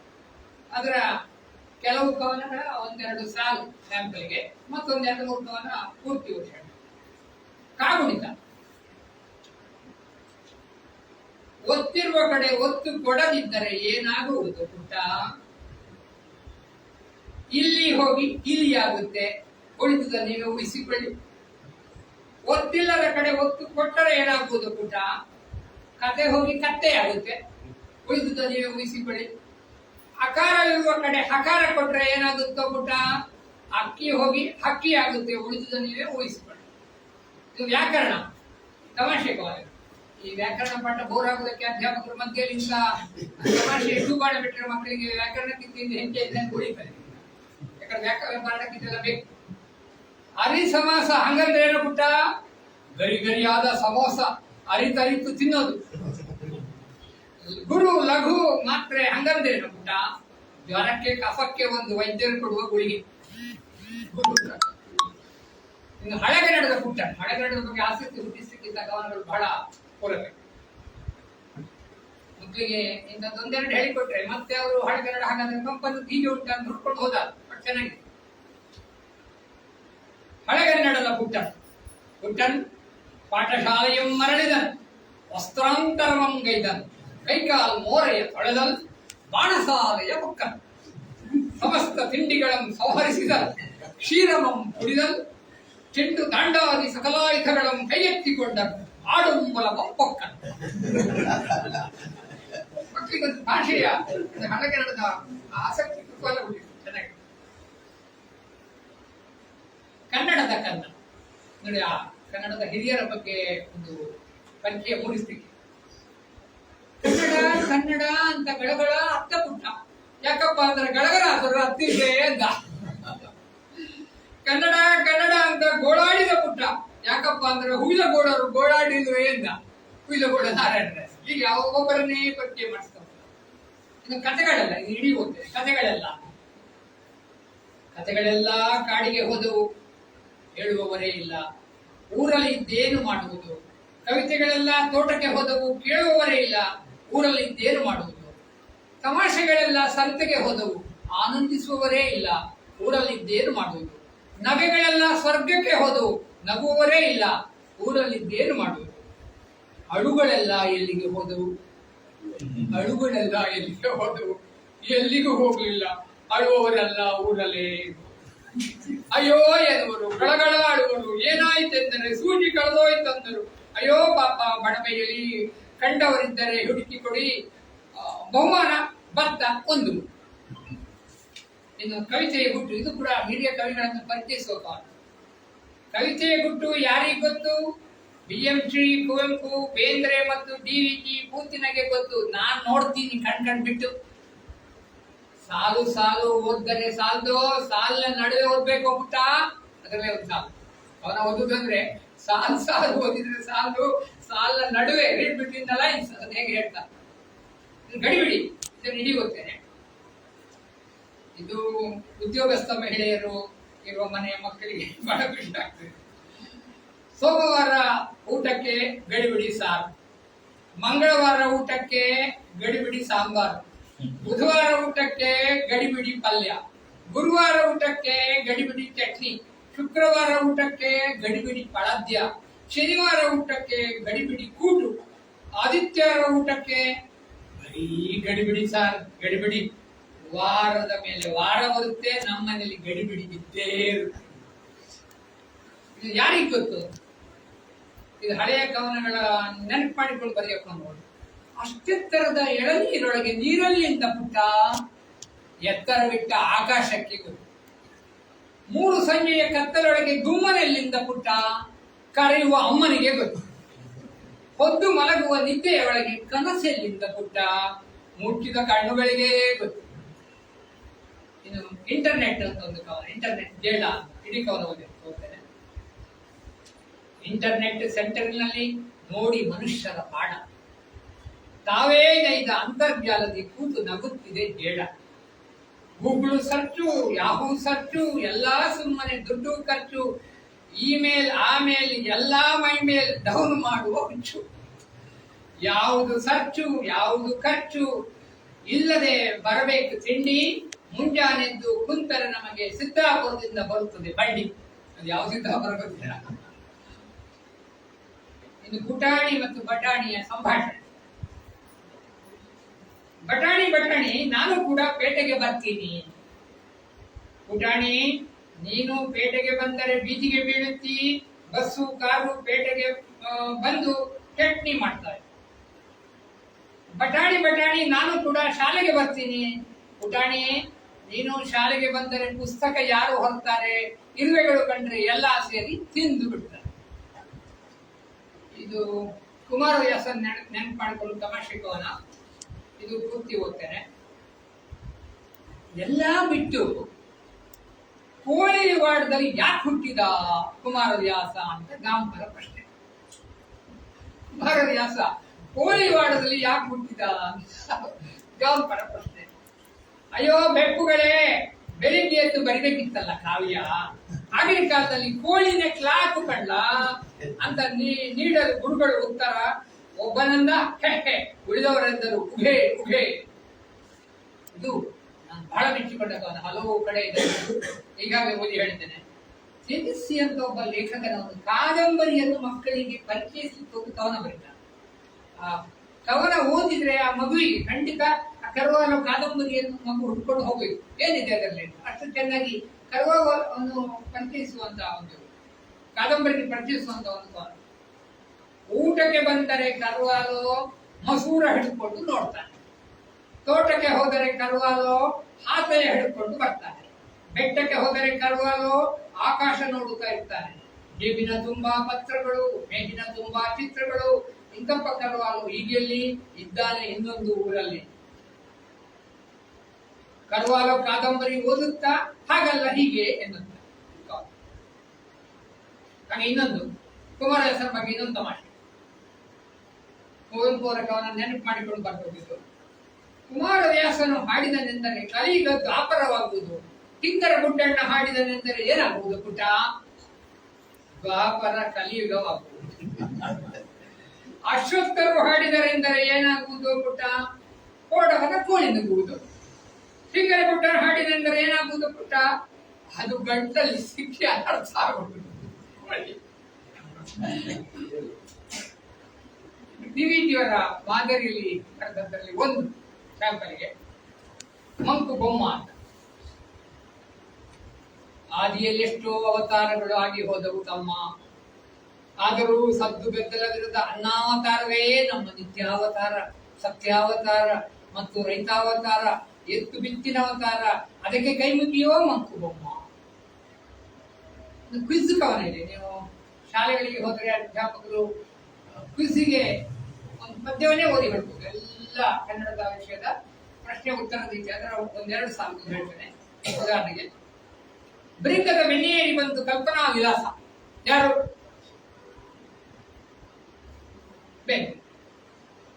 ಬರಲಿದೆ ಆಹಾಹ ದೂರದಿ ಬರಲಿದೆ ಉಸುಗುಟ್ಟುವ ಪಾತಾಳದ ಹಾವು. ಯಾರು? ಬಗ್ಗೆ ಬಗೆಹರಿಸುವ. ಹೀಗೆ ಉತ್ತರಗಳನ್ನು ಕೊಡ್ತಾ ಹೋಗ್ತಾರೆ. ಅದು ಯಾವುದೋ ಒಂದರಲ್ಲಿ ಒಂದು ತಪ್ಪಿದೆ ಅಂತ ನಾನು ಇಮೇಲ್ ಮಾಡಿದ್ದೆ. ಪದ್ಯರೇ ತಪ್ಪು ತಿಳ್ಕೊಳ್ಬೇಡಿ, ನಾನು ದೂರದ ಹೈದರಾಬಾದಲ್ಲಿ ಇದ್ದೇನೆ, ಬಾಲ್ಯದ ನೆನಪಲ್ಲಿ ಬರ್ದೆ, ಮುಂದಿನ ಪ್ರತಿಯಲ್ಲೂ ಅದನ್ನು ತಿದ್ದುಪಡಿ ಮಾಡಿಕೊಡ್ಲಿಕ್ಕೆ ಹೇಳ್ತೇನೆ ಅಂತ ಅವ್ರನ್ನ. ಬೆಕ್ಕಿನ ಬಗ್ಗೆ ಎರಡು ಕವನ ಯಾರು ಹೋಗಿದ್ದು? ಎರಡು ಕವನ ಹೋಗಿರಲ್ಲ ನೋಡಿ. ಇನ್ನೊಂದು ಕವನ ಮಕ್ಕಳಿಗೋಸ್ಕರ ಬರ್ತದೆ. ಬೆಕ್ಕಿನ ಮೂರನೇ ಕವನ. ಕತ್ತಲಾದರೆ ಬೆಕ್ಕಿಗೆ ಮೊದಲು ಅದರ ಬಾಲಮಾಯ, ಆಮೇಲೆ ಅದರ ಕಾಲು ಮಾಯ, ಆಮೇಲೆ ಅದರ ಕೈ ಮಾಯ, ಆಮೇಲೆ ಅದರ ಹೊಟ್ಟೆ ಮಾಯ, ಆಮೇಲೆ ಅದರ ಮೈ ಮಾಯ, ಆಮೇಲೆ ಅದರ ಮೀಸೆ ಮಾಯ, ಆಮೇಲೆ ಅದರ ಮೂತಿ ಮಾಯ. ಎಲ್ಲಾ ಮಾಯವಾದರೂ ಉಳಿಯುವುದರ ಕಣ್ಣುಗಳು ಕತ್ತಲಲ್ಲಿ ಫಳಫಳ. ಮಕ್ಕಳಿಗೆ ಬೆಕ್ಕನ್ನು ನನ್ನ ಮಾತಿನ ಮುಕ್ತಾಯಕ್ಕೆ ಬರ್ತಾ ಇದ್ದೇನೆ. ತಪ್ಪಲ್ಲವೇ ಅಂತ ಇದು ಅಧ್ಯಾಪಕರು ತಮ್ಮನ್ನು ತಾವೇ ಪ್ರಶ್ನೆ ಮಾಡಿಕೊಳ್ಬಹುದಾದ ಒಂದು ಕವನ ಇದು. ಕೆಟ್ಟ ಕೆಟ್ಟ ಮಾತನಾಡಿ ಪುಟ್ಟ ಪುಟ್ಟ ಮಕ್ಕಳಿಗೆ ಬೈಯುವುದು ಬಡಿಯುವುದು ತಪ್ಪಲ್ಲವೇ? ತಪ್ಪಲ್ಲವೇ? ಬೋರು ಪಾಠ ಕೇಳಿ ಕೇಳಿ ಆಕಳಿಸುವ ಮಕ್ಕಳಿಗೆ, ಬೋರು ಪಾಠ ಕೇಳಿ ಕೇಳಿ ಆಕಳಿಸುವ ಮಕ್ಕಳಿಗೆ ಕಿವಿಯ ಹಿಂಡಿ ಕೇಳಿಸುವುದು ತಪ್ಪಲ್ಲವೇ? ತಪ್ಪಲ್ಲವೇ? ಕೆಲವರ ಬೆನ್ನಿಗೆ ಗುದ್ದು, ಕೆಲವರ ಕೆನ್ನೆಗೆ ಮುದ್ದು, ತಾರತಮ್ಯ ತೋರಿಸುವುದು ತಪ್ಪಲ್ಲವೇ? ತಪ್ಪಲ್ಲವೇ? ಈ ಆದಿಕಾವ್ಯದ ಬಗ್ಗೆ ನನ್ಗೆ ಅನ್ಸೋದು ಅದು ಎಲ್ಲ ನಮ್ಮ ಪ್ರಾಥಮಿಕ ಶಾಲೆಯ ಅಧ್ಯಾಪಕರಿಗೆ, ಅವರ ಕೈಗೆ, ವಿದ್ಯಾರ್ಥಿಗಳ ಕೈಗೆ ಸಿಗುವ ಹಾಗೆ ಮಾಡಬೇಕು. ಮಕ್ಕಳು ಈ ಪದ್ಯಗಳನ್ನು ಹಾಡಬೇಕು, ವಾಚಿಸಬೇಕು. ಆದಿಕಾವ್ಯದ ಕವನಗಳನ್ನು ವಾಚನ ಮಾಡುವ ಸ್ಪರ್ಧೆಗಳನ್ನೇ ಏರ್ಪಡಿಸಬಹುದು. ನೀವಂತ ಸ್ಪರ್ಧೆ ಏರ್ಪಡಿಸಿದ್ರೆ ನಾನು ಸ್ಪಾನ್ಸರ್ ಮಾಡ್ತೇನೆ. ಮಾಡೋಣ, ಪ್ರಯತ್ನ ಒಂದು ಕೆಲವು ಶಾಲೆ ಮಕ್ಕಳನ್ನು ಕರೆದು ಅದನ್ನೇ ಒಂದು ವಾಚನ ಮಾಡಿ. ನನ್ನ ಗುರುಗಳಾದ ಪರಮೇಶ್ವರ ಭಟ್ರು ಹೇಳ್ತಿದ್ದ ಒಂದು ಮಾತನ್ನ, ಕವಿಗೆ ಜಾಹೀರಾತು ಬೇಕು, ಕವಿಗೆ ಬೇರೆ ಎಲ್ಲಕ್ಕಿಂತ ಹೆಚ್ಚಾಗಿ ಜಾಹೀರಾತು ಬೇಕು. ಈ ತಿರುಮಲೇಶ್ವರ ಈ ಆದಿಕಾವ್ಯಕ್ಕೆ ಜಾಹೀರಾತು ಕೊಡುವ ಕೆಲಸವನ್ನು ನಾವು ಮಾಡಬೇಕು, ನಮ್ಮ ಕರ್ತವ್ಯ. ಕೊನೆಯದಾಗಿ ಅವರ ಇನ್ನೊಂದು ಕವನ. ಆರಂಭದಲ್ಲಿ ನಾನು ಒಂದು ಕವನ ಓದಿ ಹೇಳಿದೆ, ಈಗ ಇನ್ನೊಂದು ನಾನು ಓದಿ ಹೇಳಿ ನನ್ನ ಮಾತು ಮುಗಿಸ್ತೇನೆ.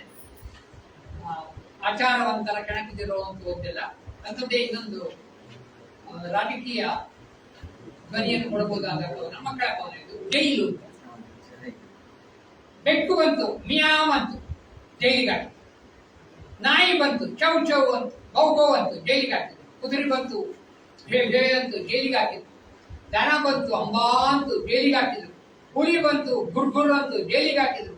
ಮಂಗ ಬಂತು ಕಿರ್ಕಿರ್ ಅಂತು, ಜೈಲಿಗಾಕಿದ್ರು. ಮನುಷ್ಯ ಬಂದ ಧೂಮ್ ಧೂಮ್ ಅಂದ, ಜೈಲಿಗಾಕಿದ್ರು.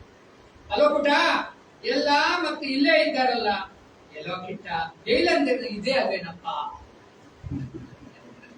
ತಿರುಮಲೇಶ್ ತನ್ನ ಕಾವ್ಯದ ಆಶಯಗಳನ್ನು ವಿವರಿಸುವ ಲೇಖನಗಳಲ್ಲಿ ತನ್ನ ಕವನಗಳ ಉದಾಹರಣೆ ಕೊಡದೆ ತನ್ನ ಹಾಗೆ ಅಮೆರಿಕದಲ್ಲಿ ಕೂತು ಬರೆಯುತ್ತಿದ್ದ ಎ.ಕೆ. ರಾಮಾನುಜನ್ರ ಕವನಗಳ ಉದಾಹರಣೆ ಕೊಡ್ತಾರೆ. ನನಗೆ ಇಷ್ಟವಾದ ರಾಮಾನುಜನ್ರ ಹಲವಾರು ಅರ್ಥಗಳನ್ನು ಕೊಡಬಹುದಾದ ಒಂದು 4 ಸಾಲಿನ ಕವನ ಓದಿ ಹೇಳಿ ನನ್ನ ಮಾತು ಮುಗಿಸ್ತೇನೆ. ಯಾಕಂದ್ರೆ ತಿರುಮಲೇಶ್ ಅವರಿಗೆ ಬುದ್ಧ ಬಹಳ ಇಷ್ಟ. ಅವರ ಹಲವು ಸಂಕಲನಗಳಲ್ಲಿ ಬುದ್ಧನ ಬಗ್ಗೆ ಕವನಗಳಿದ್ದಾರೆ. ನಮ್ಮ ಕಾರಂತರಿಗೆ ಬುದ್ಧ ನನಗೆ ಇಷ್ಟ ಅಂತ ಶಿವರಾಮ ಕಾರಂತ ಹೇಗೆ ಹೇಳ್ತಿದ್ದ ಹಾಗೆ ಬುದ್ಧ ತಿರುಮಲೇಶ್ ಅವರು. ಇದು ರಾಮಾನುಜ ಅವರ ಕವನ. ಗಜನಿ ಒಡೆದ ಬುದ್ಧನ ಕಿವಿ ಒಳಗೆ, ಗಜನಿ ಒಡೆದ ಬುದ್ಧನ ಕಿವಿ ಒಳಗೆ ಮೊಟ್ಟೆ ಇಡುತ್ತಿರುವ ಪಂಚರಂಗಿ ಚಿಟ್ಟೆ.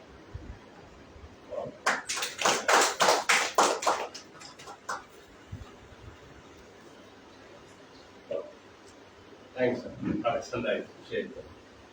ಈ ಬಗ್ಗೆ ಮಾತಾಡೋದಿದ್ರೆ